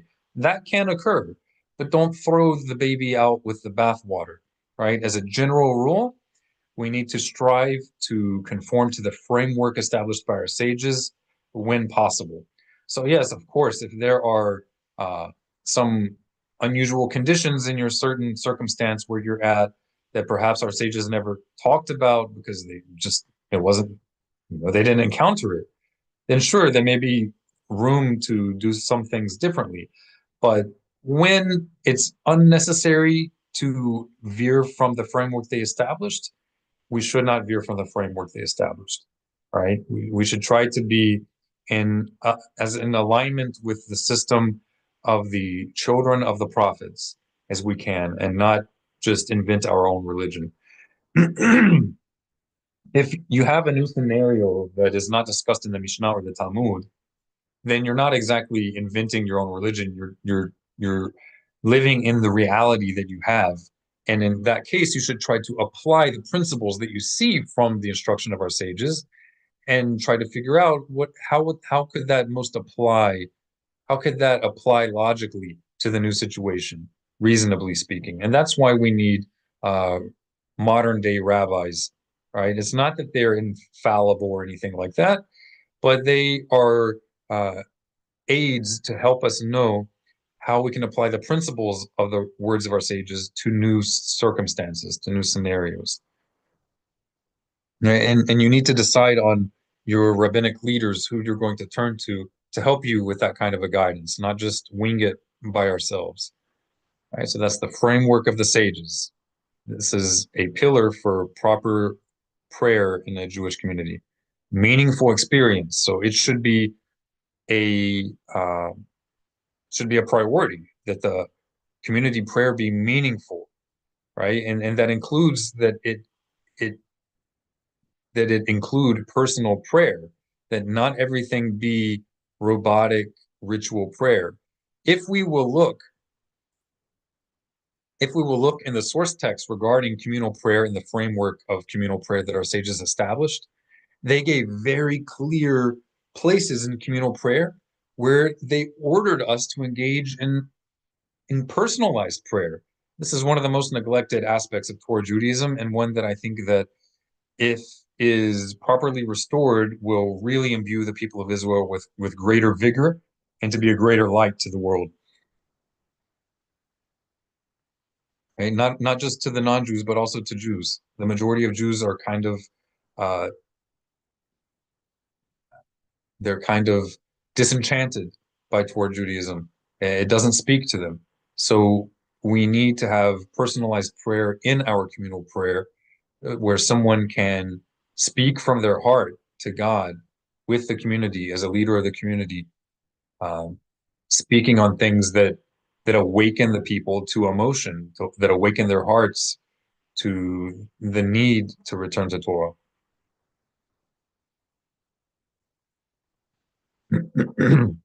So we will discuss, after we get through these, we can discuss different places. There's specific places in communal prayer where you insert personal prayer. Right? Flexibility when needed. Flexibility when needed. So Psalm 119, verse 126 is a very well-known concept in rabbinic Judaism. It's not just a verse, it's a concept. Would someone like to, well, I'll look it up for us.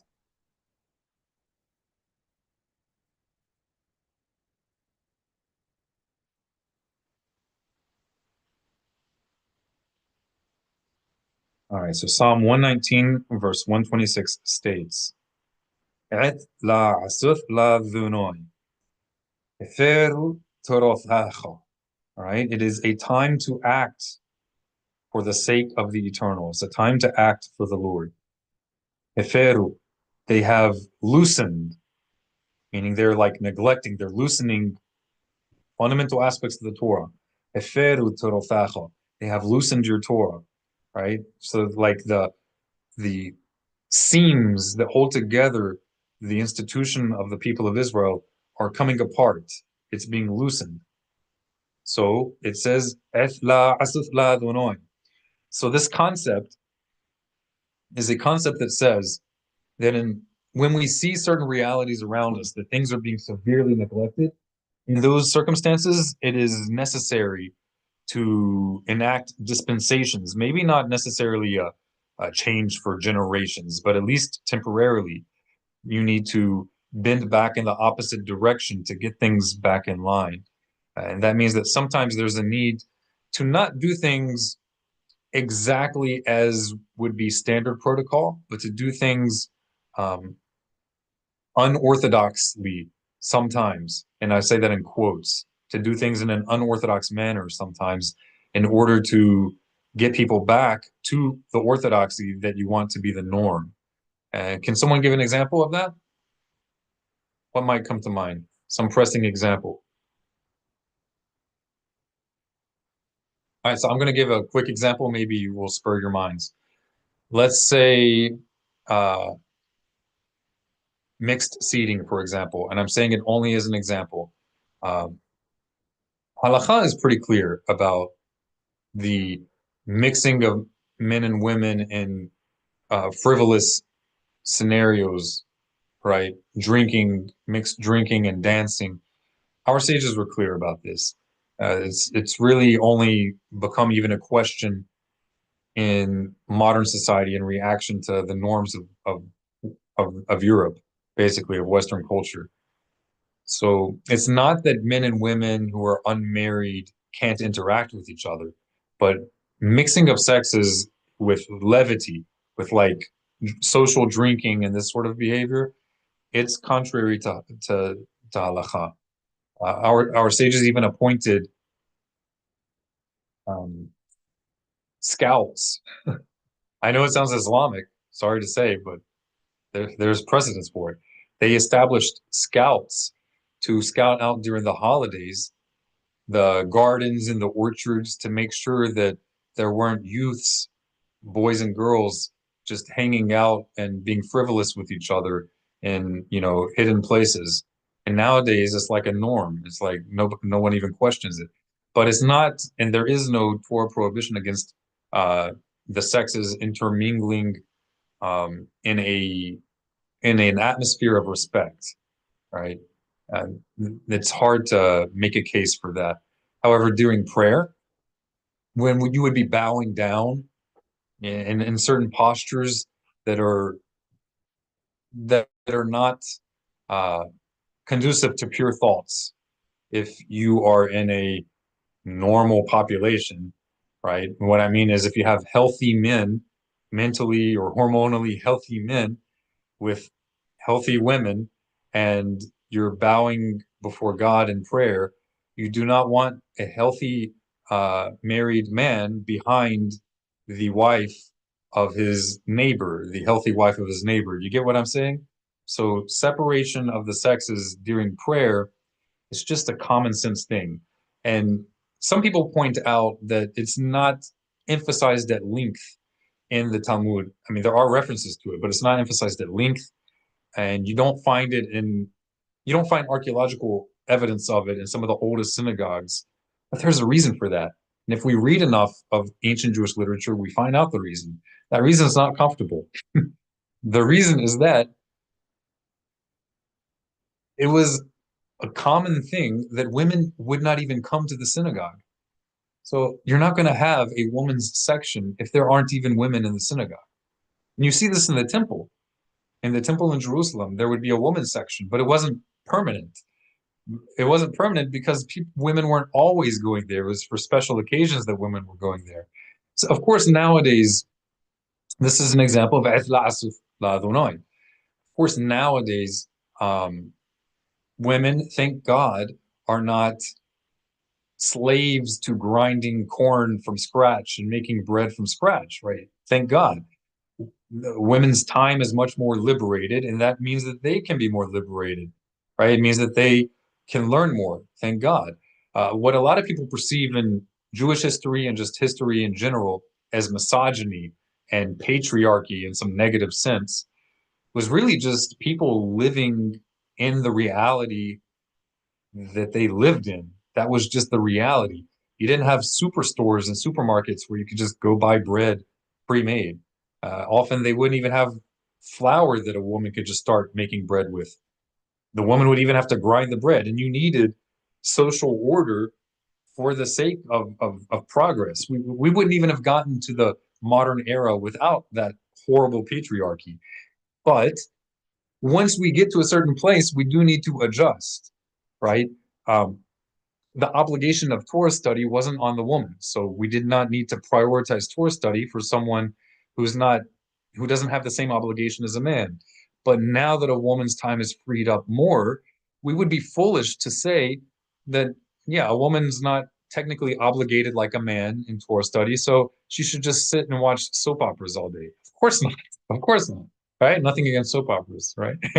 but but just because the time is freed up now doesn't mean that now we don't try to fill it with something edifying. No, it's great if a woman wants to learn Torah. What would we prefer her to learn? Yahtzee with the local Baptist church? if It's ridiculous. It shouldn't even be a question that there should be Torah study for women and opportunities for women to engage in the synagogue. So part of what that means is it's a time to act. When you see that if you don't act, that you don't make necessary changes in community life, that by not making those necessary adjustments, that certain basic seams of the community, of the fabric of community, will start to loosen. Well, that means you need to act. So what that we don't have a Sanhedrin? Yeah, we don't have a great court of Israel that has divinely derived, divinely mandated authority over all Israel. We should have it, but we don't. So what? This is a time to act. We need to make the necessary changes within reason, right? Being careful not to violate the principles that our sages established for us and the framework that they established, but bend it to the degree necessary that we don't have the Jewish people feeling disenchanted and breaking off of the Jewish people. 90+% of the Jewish people breaking off, right? That's the reality. We don't want that. That means, if there's a reform movement and a conservative Jewish movement, whether or not some things in their approach are legitimate, but they came into being as a response to some sort of a need that was not being fulfilled for some reason. So it needs to be fulfilled. Yeah, we do not have a national authority over us. There are certain norms, so we should try to fall in line with those norms as much as we can. But if you see in your local community that not making certain changes is going to make everything fall apart, then come together, the elders of your community, the leaders of your community, and have a discussion and decide locally what we will do. How will we harmonize the framework that our sages established in the Talmud with this reality, and try to harmonize it the best we can? The mistake of certain humanist or progressive Jewish movements is that they throw the baby out with the bathwater, and they try to take the framework of our sages and conform it to their modern norms. That is not legitimate in Torah Judaism. It's not. It might feel good, but it's the destruction of the people of Israel with a feel-good drug while they're wasting away, and they're wasting away. So there are two ways you could approach it: framework of the sages and changes, social changes that are inescapable. You can take the framework of the sages and try to mold it in the image of the current culture, or you can take the current culture and try to mold it to the degree that's feasible with the framework of the sages. And that's the approach of classical Judaism. That's what makes us not reform and not the conservative movement. That's what makes us orthodox with the lowercase o, classical Judaism, right?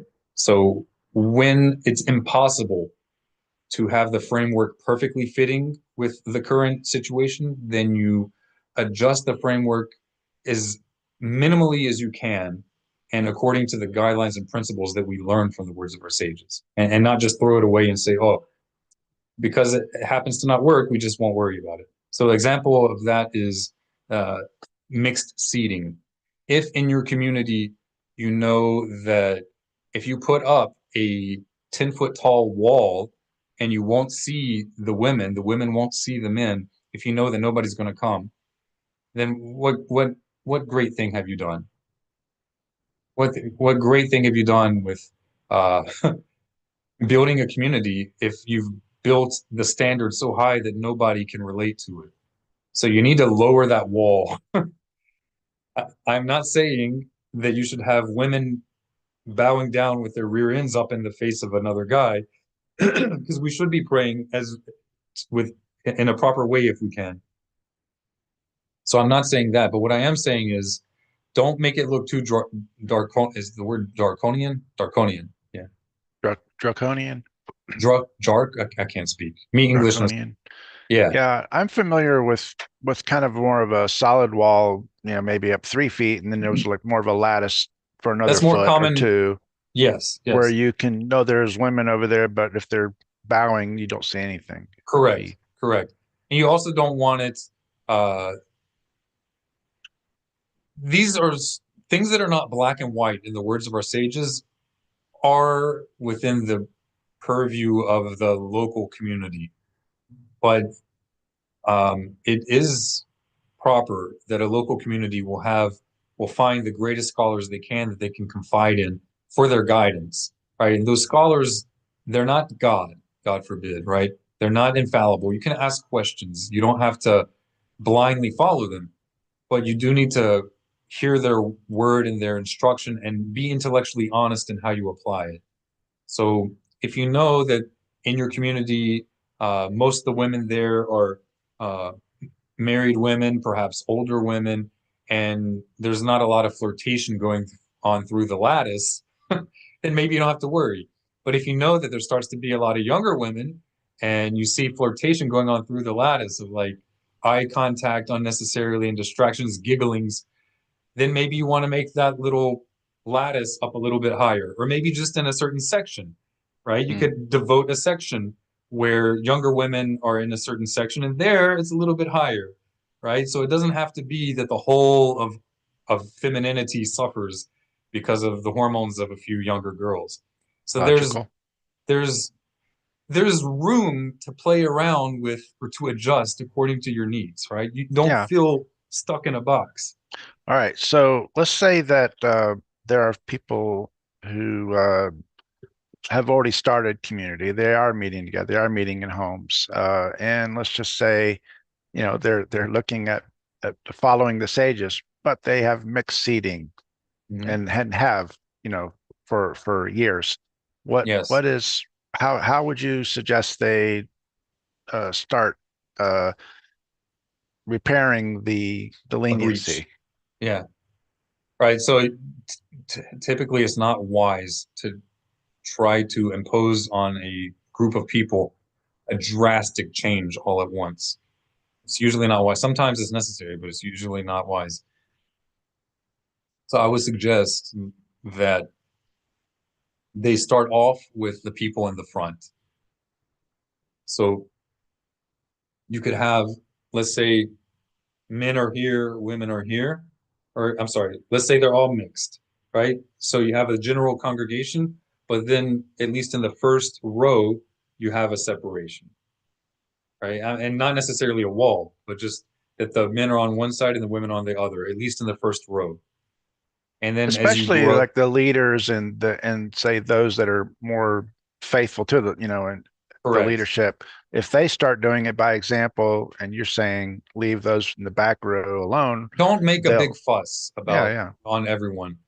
But over time, as you talk to people, you can have conversations with people over time, and they can voluntarily over time start to become more distinguished. But especially if they are bowing in their prayers properly, it will become more apparent.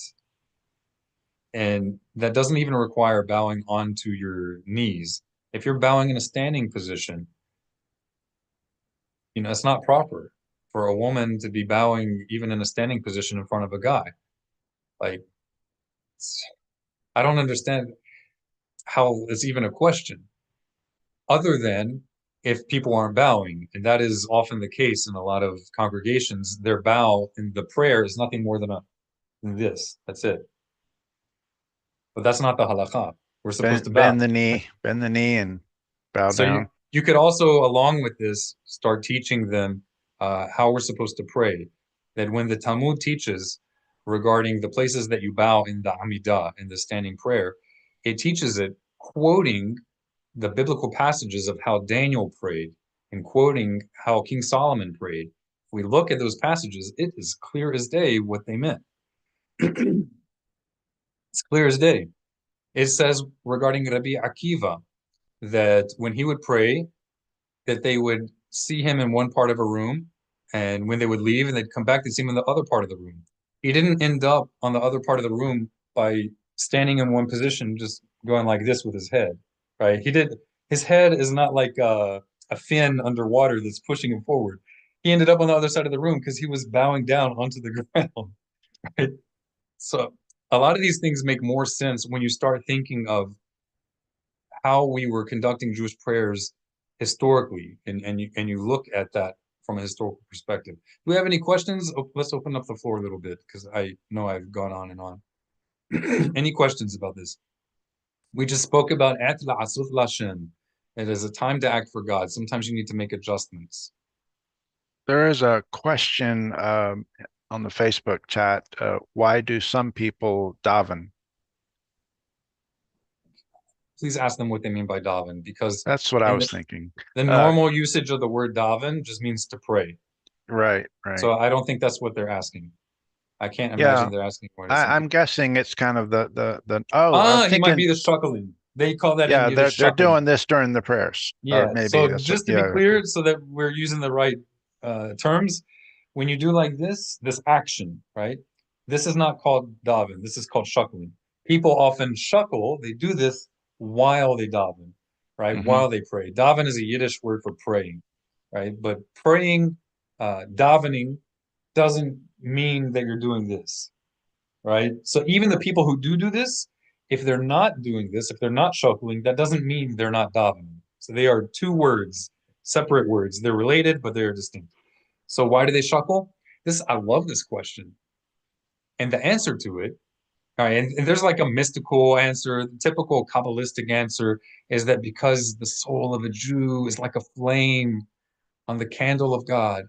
So the flame is, going back and forth. And it says, that they shall serve you with all of their bones, right? I think the historical reason is a little more interesting. I mean, that's beautiful. It's beautiful poetic explanation, but it's not, especially if you are aware of the world, it's probably not the original reason. I think the original reason is much more interesting. So I'm going to show you. And let's see if I can adjust this a bit. Let's see. So, ooh, it disappeared.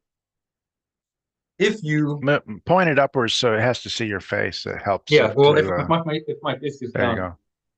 So, if you do a little cultural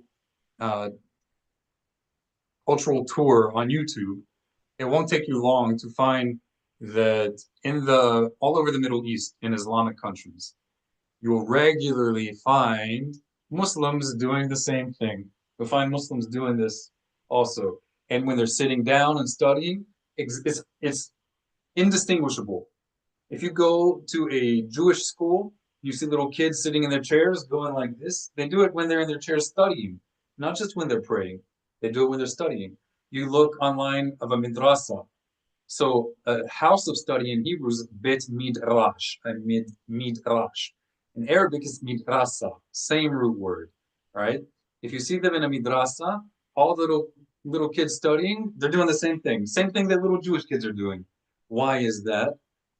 I don't know if you can see my legs, but basically, if you get in the habit, as we in ancient times were of the habit of doing, not only ancient times, in the Middle East till today, people do it outside of Israel, of sitting on your knees. That can be very painful and uncomfortable if you're not in the habit of doing it. But if you slowly get used to doing it, and this is if you're in decent health. I don't want any people who have like serious circulation problems to try to do this. But if you slowly do it more and more, just starting off with a short amount of time, the pain does go away. Your ligaments and your muscle fascia adjust. But going like this when you're starting to do it, it can help you be comfortable, right? Every now and then going like this, lifting up, like if you're in a kneel position, without standing up, you just lift up a little bit. That can help you restore comfort, and then you can sit on your knees again. And sometimes it just relieves the pressure. It also helps you stay awake. It like helps you keep a rhythm in your chanting, because traditionally we learned by chanting, by rote chanting, and that was the way of memorizing large sections of text. So Jews do this till today, as well as Muslims. There's a lot of parallelism, whether we like it or not. So that's where it comes from. It helps with focus as well. All right. So another example of et la'asut Lashem, another example of it is a time to act, they have loosened your Torah, is incorporating English or the native language, whatever it be, in the Torah service. If everything is in Hebrew and no one understands what's going on, I would say this is the number one problem in the Orthodox world, the number one problem. Abandoning the instruction of our sages. They taught us to translate the Torah as it's read publicly every Shabbat. Almost no Orthodox synagogue does that. Yemenite Jews do it. I'm sure there are a few other non-Yemenite synagogues who do it, but like you could count them on one hand. So you need to have English. When you are reading from the Torah publicly, each verse should be translated. Each verse. There's an ideal way of doing it, and there's a b'di'avad way of doing it, but it's better to do anything than nothing. Don't just have it all in Hebrew and nobody knows what's being said. What is that? It's just a show. It's a show. Unless everybody knows what's being said. If it's all a bunch of Jews getting together who all speak the language. Even if everybody knows what's being said, they need to be doing it in Aramaic then. Why? And you could do it in Hebrew, but a Hebrew translation of the Onkelos Aramaic. Why? In order to explain the metaphors and the ambiguities in the text. Some things in the Hebrew text could be misunderstood. So Onkelos, which is the ancient translation of the Torah to Aramaic, it's not merely a translation to Aramaic. It's also an interpretation of certain passages that are difficult passages, right? So even if everybody speaks Hebrew, there should be someone who's explaining the verse in a way that's in accord with the sages. So Onkelos is important.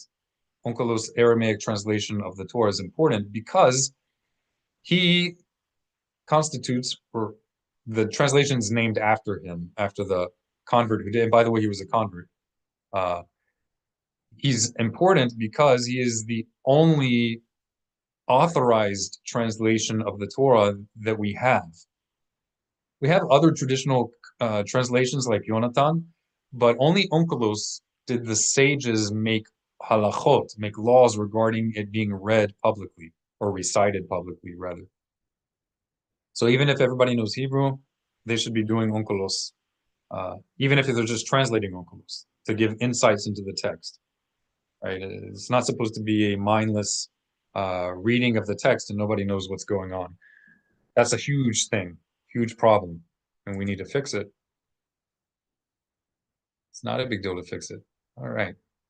How to conduct Torah reading and haftarah. That's what we were just speaking about. Right? So we mentioned maintaining the framework of the sages. So when we read from the Torah, we don't want to just open up a Bible and start reading in a haphazard way. There's an actual framework. Anybody want to contribute what that framework is? In a basic way. You don't have to go into detail.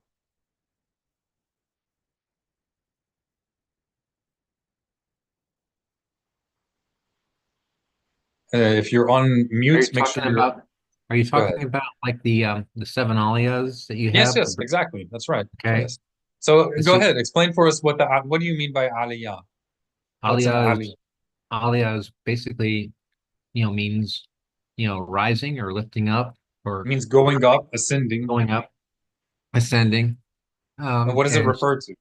It refers to that in the Torah portion it's actually broken up into 7 pieces. Right. That's every weekly reading of the Torah. Right. And there will be a community reading in the synagogue. Go ahead. And typically for the first reading, or the first aliyah, you want a Cohen to come up and read.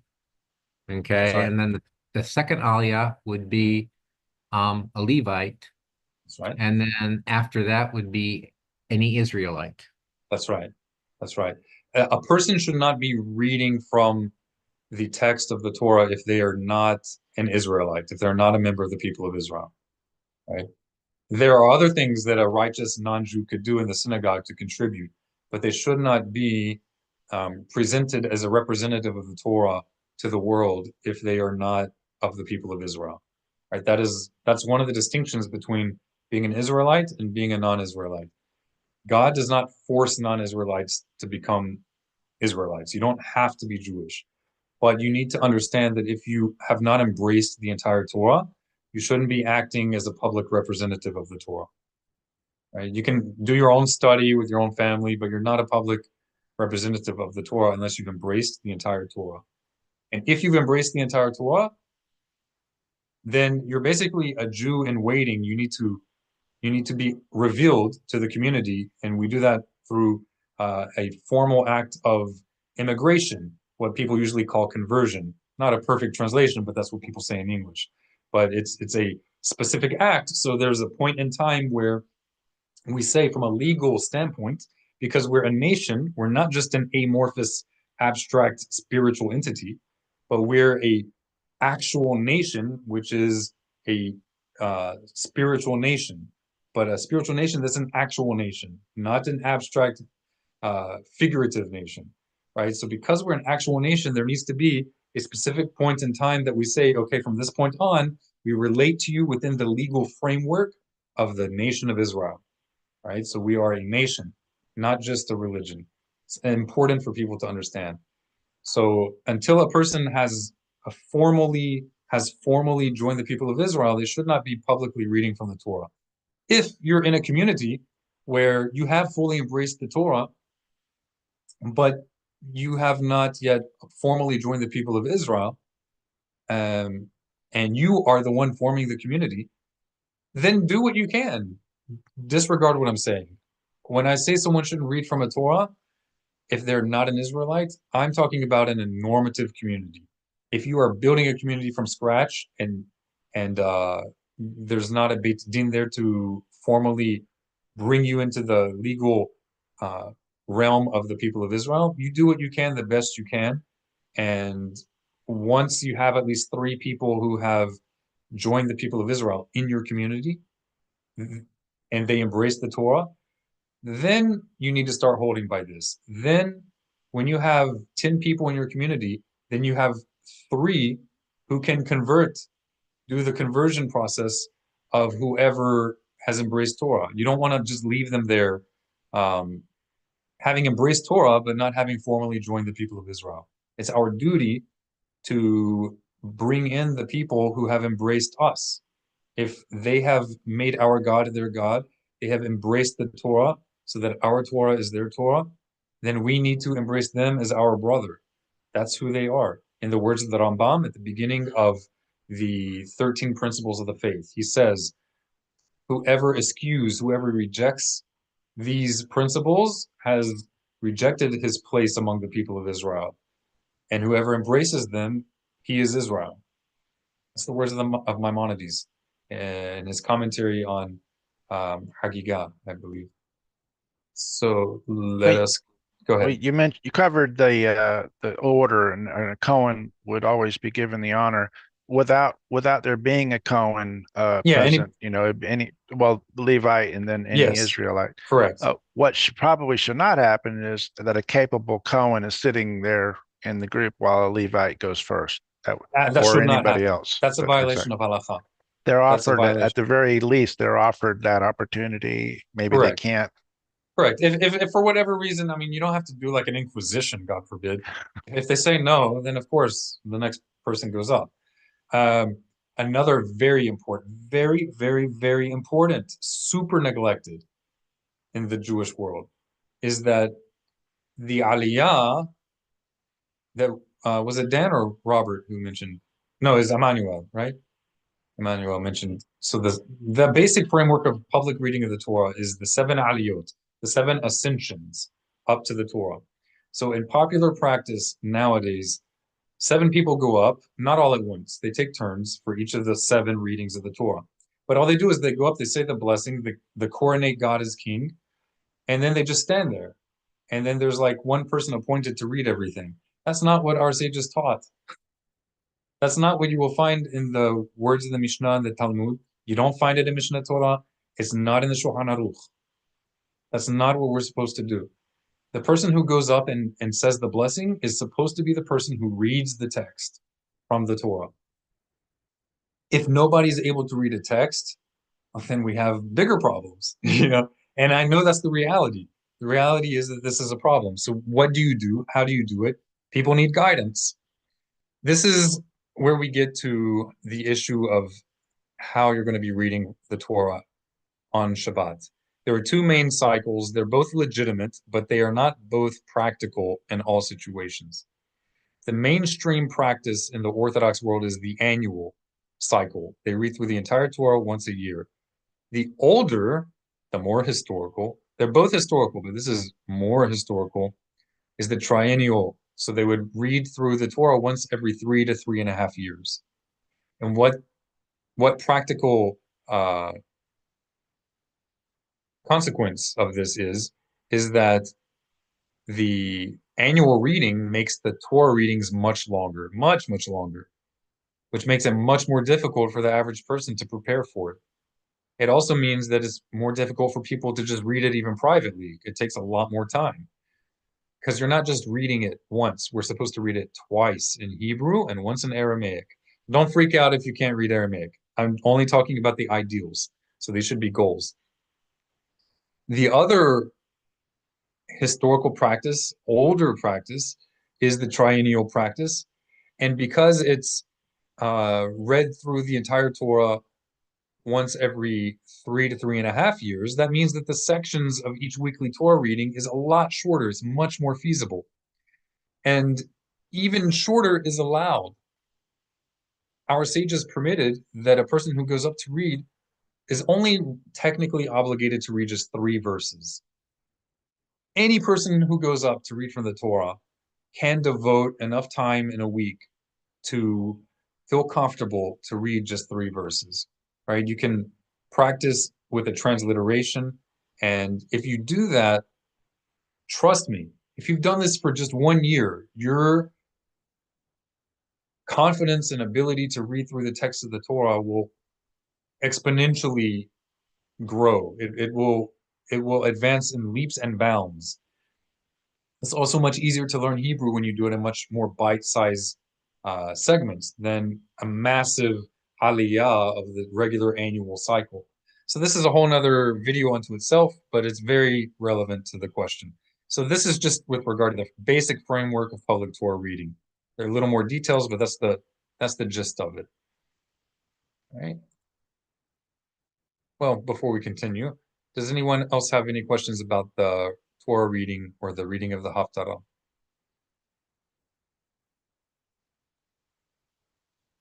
I So was wondering, how Go should ahead. you handle reading the Torah if there aren't any legally Jewish people present? Then whoever embraces the Torah as binding upon them, then they should read from it. And they should also make it a priority to formally join the people of Israel. Right? So see mishnahwalk.com and we will help you with that. Right? That's important. But yes, it's like we mentioned before, et la'asuf lashem. It is a time to act. They have loosened your Torah. Right? You can read that word loosened 2 ways. You can say it's a time to act. This is Psalm 133, right? We mentioned a moment ago. You can read it 2 different ways. You can read it as a time to act because people are loosening your Torah, because the seams of the fabric of your system are falling apart. But you can also read it as it's a time to act and loosen the seams of halacha, because if you don't, the whole thing will fall apart. Like a stiff reed or a stiff stick, if it's not flexible, it's going to snap.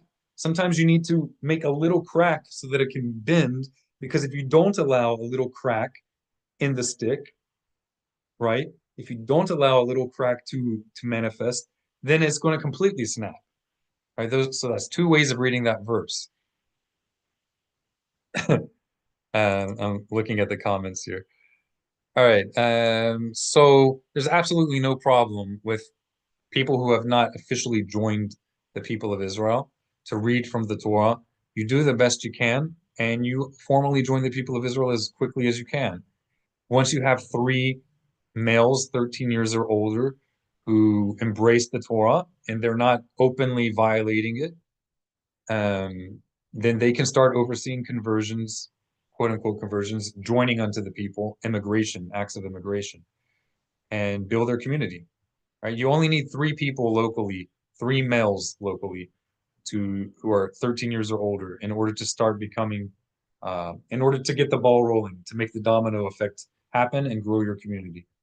And until you have 10, I would say just do the best you can and consider it as practice, right?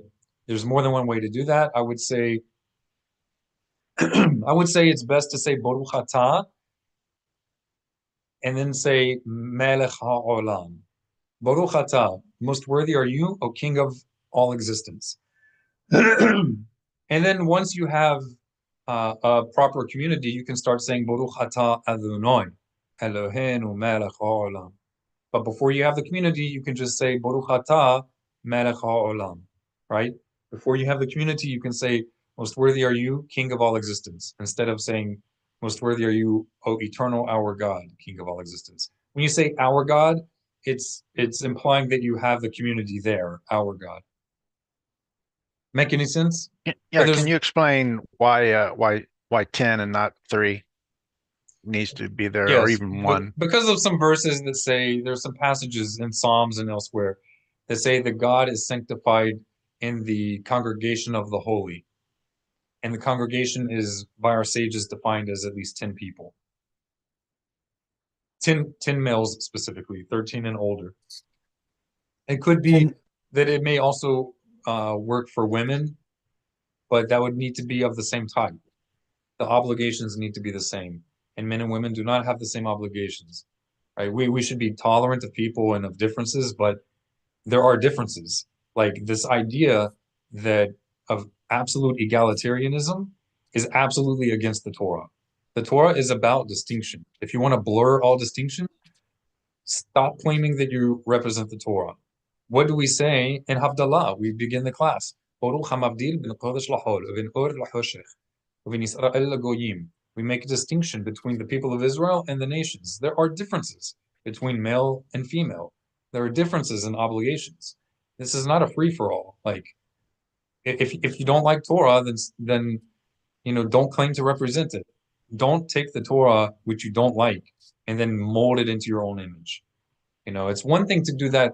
It's one thing to do it something like that on accident, but there are people and entire organizations that do it not on accident. They know very well what they're doing and they're proud of it. Just admit we don't represent the Torah. We kind of like certain parts, so we're going to do our own thing. But don't claim to represent the Torah. It's a big problem. Don't think we're going to get them to claim that. Actually, I don't know if they'll be willing to do Yeah, that. I think people may be surprised to find out that a lot of these people would readily admit that they're not representing historical Judaism, but yet they will call themselves rabbi.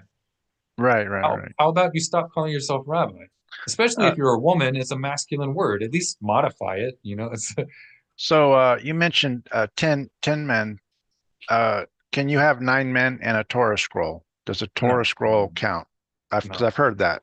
No. Where does that come from? I've heard it also. You've heard it too? Okay. Me. All right. There is an opinion. Okay, there is an opinion in the Talmud Yerushalmi, in the Jerusalem Talmud, that 7 people can qualify as a minyan. And you can hold by that. You can hold, but this is not the de facto. So you have basic Jewish halacha from the Great Sanhedrin. That's the only halacha that we are truly on a fundamental level obligated to uphold as a nation, regardless of whether or not we like it. That's the halacha. God commanded us to heed the rulings of the Sanhedrin. But then we have what I like to call de facto national halacha. De facto means that it was the ruling of the sages of Israel after the Sanhedrin was defunct. It went defunct because the Romans messed everything up, right? But we still continue to have a center of universally recognized authority of sages.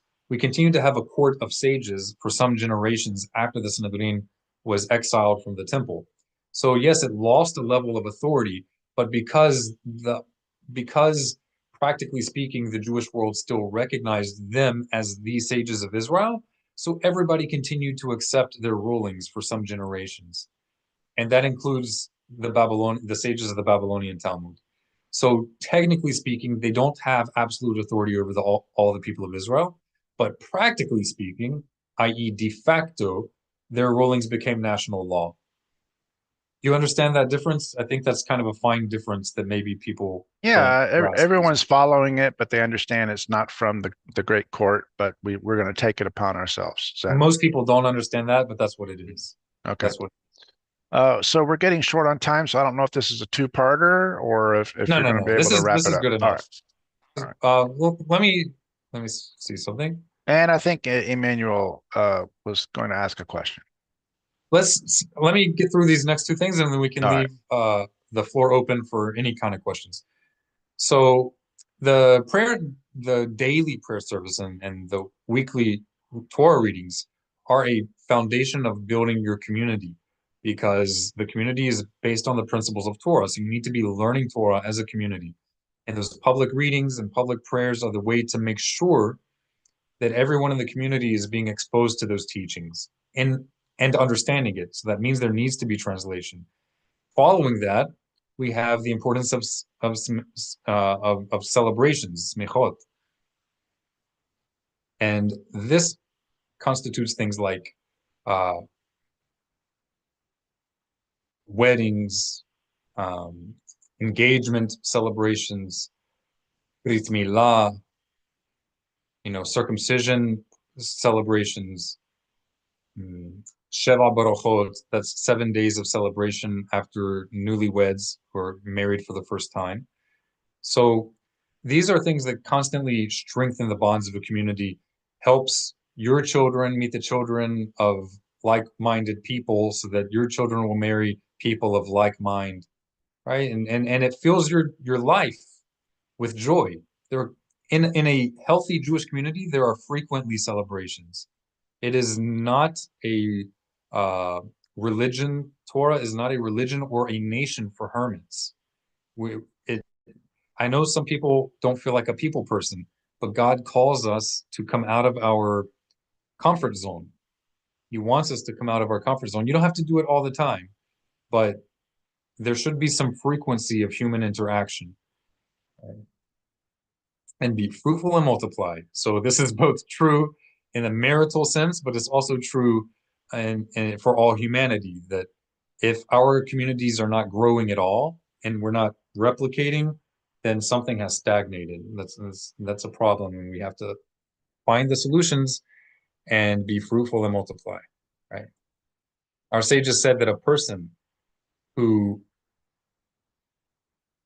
is not overcome by the natural inclination for women, speaking of a male who's not overcome by the natural inclination for women is exempt from the obligation of marriage.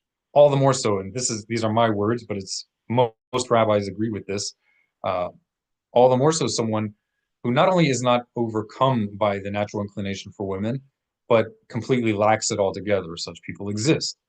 They said that they are not liable for not getting married and not being fruitful and multiplying, because the commandment is given to those for who it are people who are capable of it. If a person's physiologically incapable, then it doesn't apply to them. Same way that putting tefillin on your arm doesn't apply to someone who doesn't have an arm, right? It doesn't mean that they nullified the commandment. It just simply wasn't referring to them.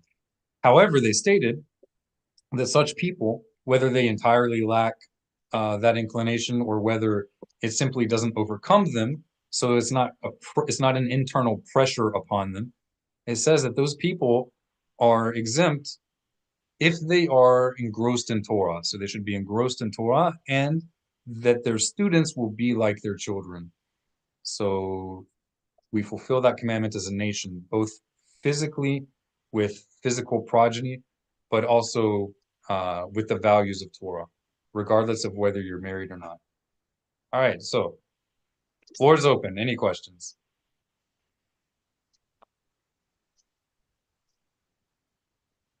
Make sure you're unmuted. I don't hear anyone.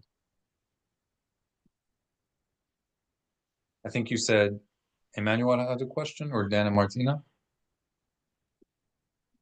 Emmanuel was unmuted. I see Millie, you're unmuted, but I don't hear anything. Emmanuel, did you have a question or a And comment? Millie, if you have a question, please type it. If you're trying to speak but we can't hear you, feel free to type it and we'll read your question. Yeah, my question was just kind of along the readings of the Torah, I guess. Okay. Is it okay to do it at home, obviously, without the formal? If you don't have a Um, minyan, regardless of whether they've converted formally or Jewish or not, if you don't have a minyan, but you're frequently home, do the best you can. Just do the best you can with your family, with some friends. We don't want to invent our own religion, but as long as you recognize and respect the framework that the sages of Israel established, and you're working toward that, if you have that as a goal, then there's no problem to sort of do like practice the Torah reading in the way it would be done in the synagogue. But I would not say Baruch atah Adonai Eloheinu melech haolam. I would not say most worthy are you, O eternal, our God, King of all existence, but simply say most worthy are you, O King of all existence, so that you are recalling for yourself and for anyone else who may know better, you're reminding yourself that you're not intending that this be a replacement or an innovation to replace the framework that our sages established. And then once you have a proper minyan, then you can start saying the blessing as it should be said. Until then, consider it like a practice run. Right? Yeah. And it's perfectly fine to use a book form to read from. If that's all you have, that's great. We don't need to do nothing because we don't have everything perfect. Perfectionism kills society. Yeah. No, makes sense. Thank you. I want to show you guys something quickly for your own personal implementation. So I'm going to go down here to, let's go. Okay, here we go. So what we have here are the first few blessings before the Shema, the recitation of Deuteronomy chapter 6, verse 4, and the associated biblical passages. So before we make those daily recitations of the biblical passages associated with the Shema, we have two blessings that we say before, and then in the morning we have one extra blessing that we say after we finished it. For most people, it's too much to just jump in and read everything in Hebrew. So what I would recommend is, do I have the English? I guess I closed it. What I'd recommend is, if you have a Hebrew-English Siddur, perhaps English is on one side and Hebrew is on the other side. And we could also make a PDF to help you with this. What I recommend is, instead of reading everything in Hebrew and you don't know a word of what you're saying, first say the first line of the blessing in English. Then say the first line of the blessing in Hebrew. Only the first line in Hebrew. And then say the rest in English. Well, then when you get to the end of it, say the final ending of it in English, and then say it in Hebrew. Just the one phrase or the one sentence. And then the next, right, we have another blessing here. Say just the first phrase in English, and then repeat it in Hebrew. Only the first phrase. Everything else, the main body of it, do in English.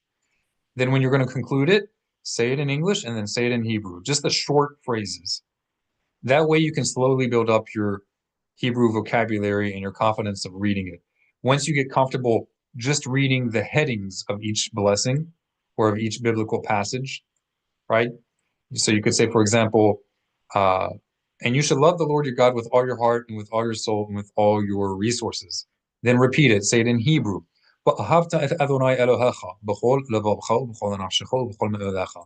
Everything else, read in English. And then you get to the next one, do it again. Just the first phrase. Say it in English and then in Hebrew. And then continue everything in English. I think you get the idea. Once that's easy for you, then expand it a little bit, one phrase by phrase. So maybe for a month or 2 months, however long you need, you will say the first two lines in English and then repeat them in Hebrew. After you repeat it in Hebrew, everything else in English, the main body in English. right? And slowly over time you build on it. And you would make a decision with your community or the leaders of your community when you're ready to progress. Make sense? It does. Right? And similar vein with the reading of the Torah publicly, people only need to read at least 3 verses, right? So they can read 3 verses of the Aliyah, and then you can have this other person appointed who's more confident, who can read the rest of it. But at least the person who came up and made the Aliyah, who went up to say the blessing, at least he didn't say the blessing in vain, because that blessing is supposed to be made by the person who reads. So if they make that blessing and they don't read, they weren't supposed to say the blessing, right? So at least they read, and then someone who's more confident can read the rest of it. They only need to do 3 verses. It's not a difficult thing to find a transliteration of the first 3 verses and work on that throughout the week. And this will, go ahead. I like your suggestion of reading the English first. That way, when you are working on sounding out the Hebrew properly, you have in mind the meaning before you start. Correct. So That's it right. helps build it. That's right.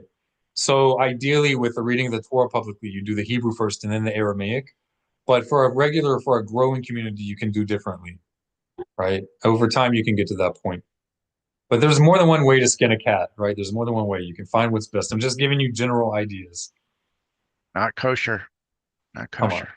What's not kosher is going cat. generations and generations of people just mindlessly reading stuff and they don't know what they're saying.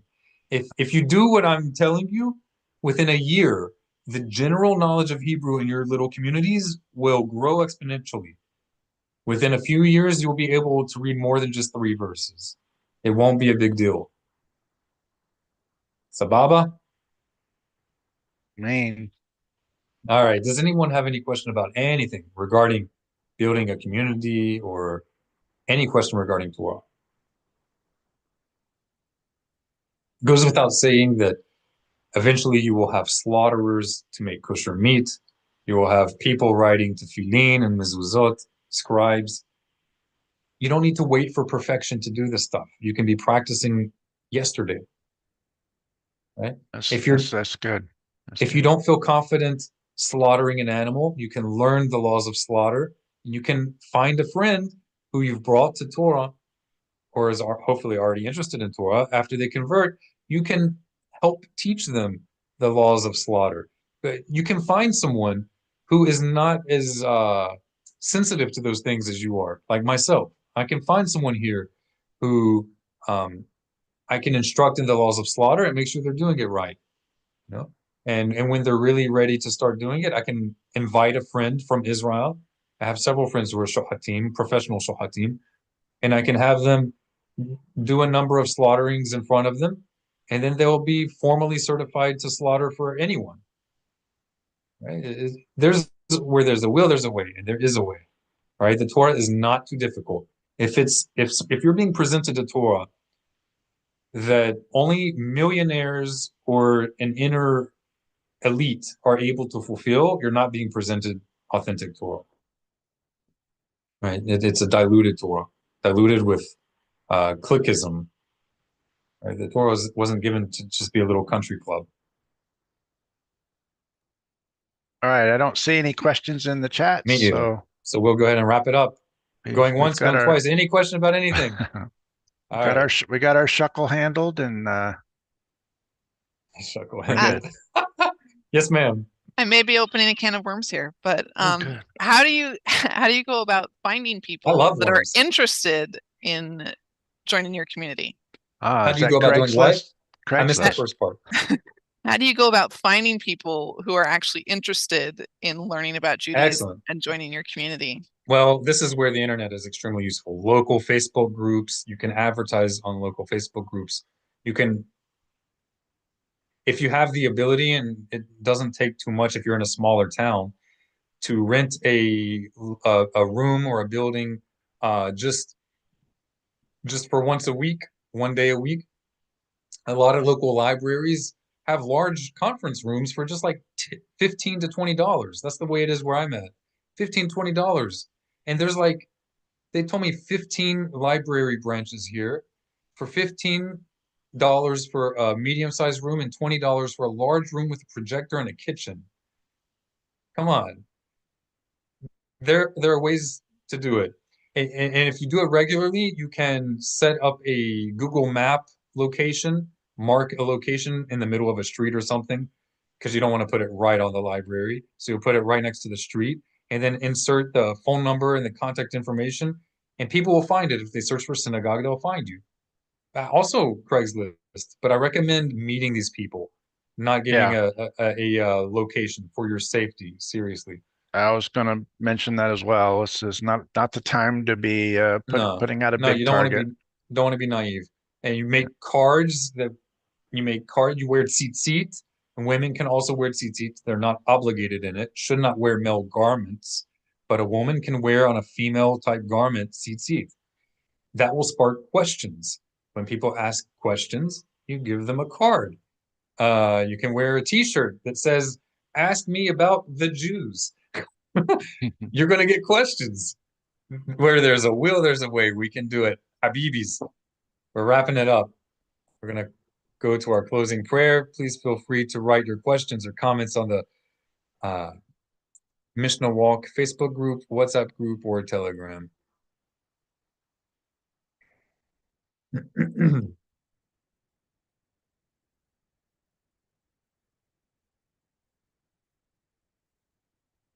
All right. Who would like the honor? Let's just do phrase by phrase. Okay, so up to the commas. All right, I'll kick it off here. Let's see. Modeh ani lefanecha Adonai Elohai. I am grateful before you, O eternal my God. Who's next? Mi haba.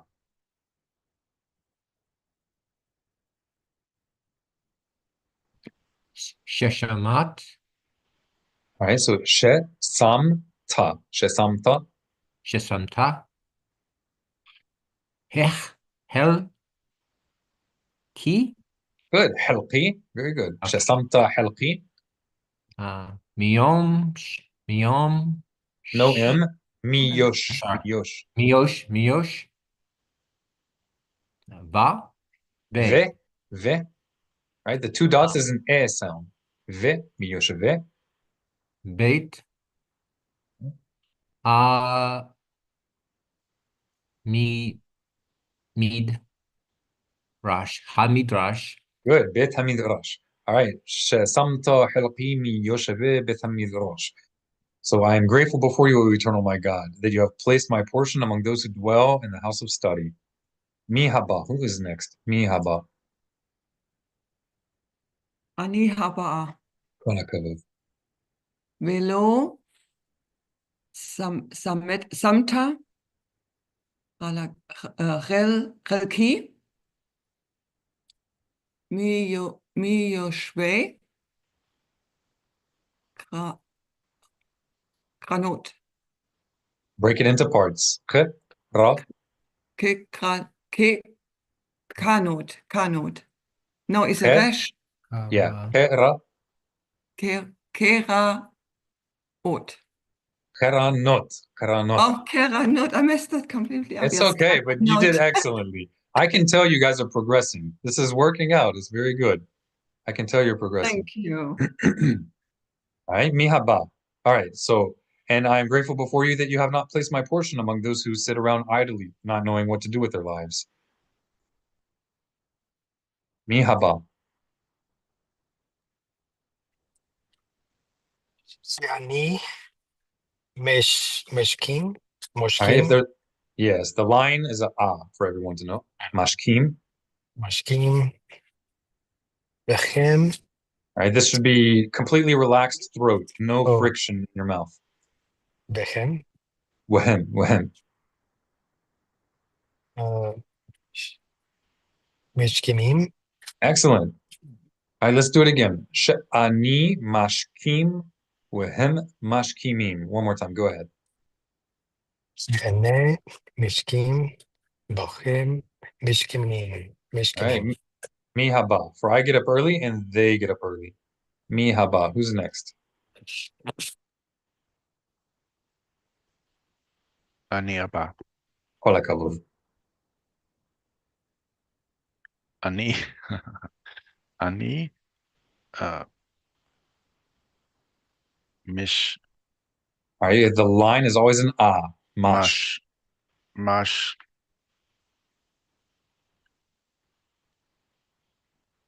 I think I chose the Backward hard one C. again. Backward C with a dot inside is You, K like the word cat.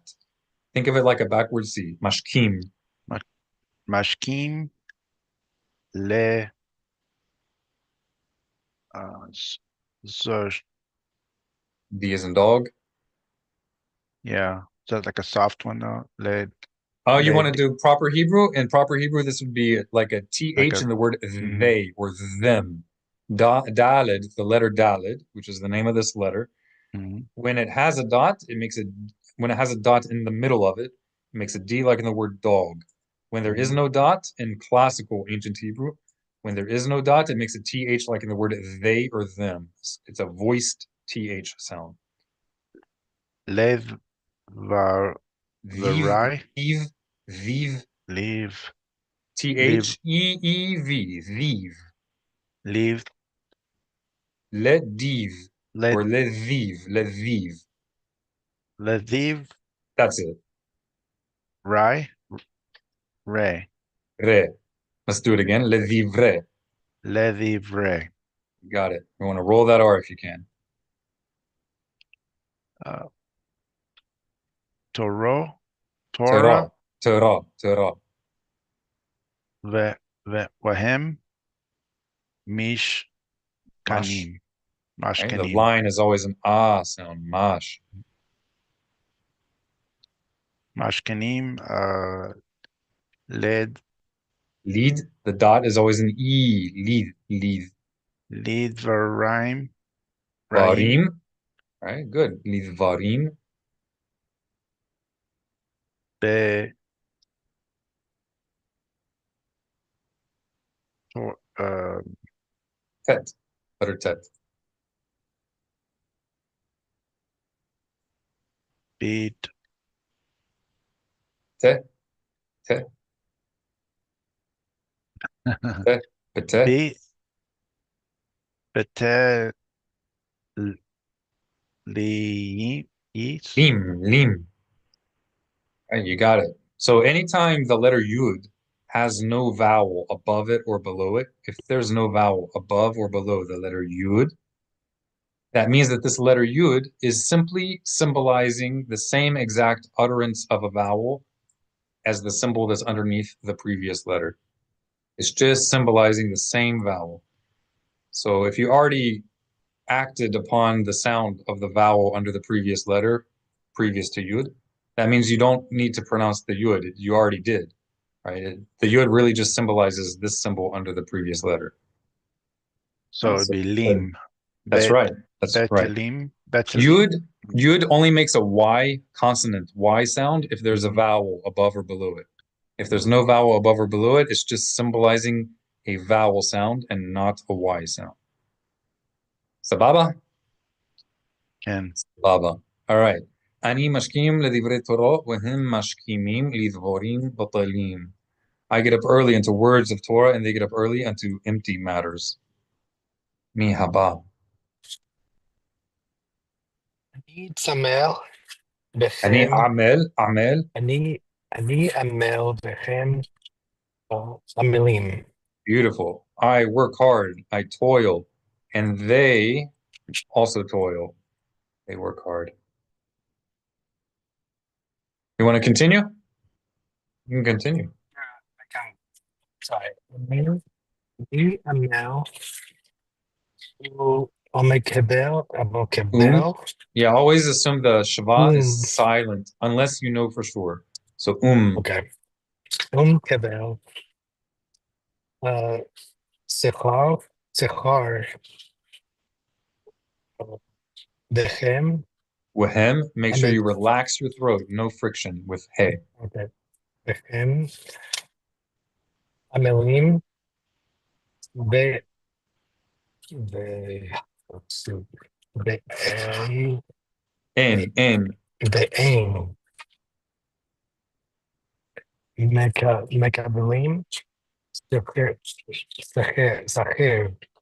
Right? Sakhar. Sacher. Right. Ani amel muqabel sakhar. I work hard and I receive reward. Wahem amalim, and they also work hard and maqabalim sakhar, but they don't receive reward. Mihaba. אני הבאה. יפה. אני רץ והם רצים. I run and they run. Would you like to continue? Okay, I tried. אני Okay. רץ לחיי העולם הבא והם רצים לבאר שרת. That's it. Beautiful. I run into life of the world to come, and they're running into a pit of destruction. May it be your will before you that we not turn the word that you have granted to your people Israel into a self-serving philosophy of personal entertainment without effect on the world around us or the community in our immediate vicinity, but that we internalize the importance of your Torah as a blessing, not just for an individual as an island, but as a bridge between islands to form a great continent that together serves your name. That we recall, as was said by your servant David, King David, behold, how good and how pleasant it is. The dwelling of brothers together, not just together, but in unity. That we be one in accord and one in one will, as you are one God with one will. That we be a reflection of the greatness of your name and the singularity of your sublimeness. For the sake of your name we pray. When Omar and everyone said, Amen. Amen. Shavua tov. Shavua Thank you. Tov. Toda. Shalom uvracha.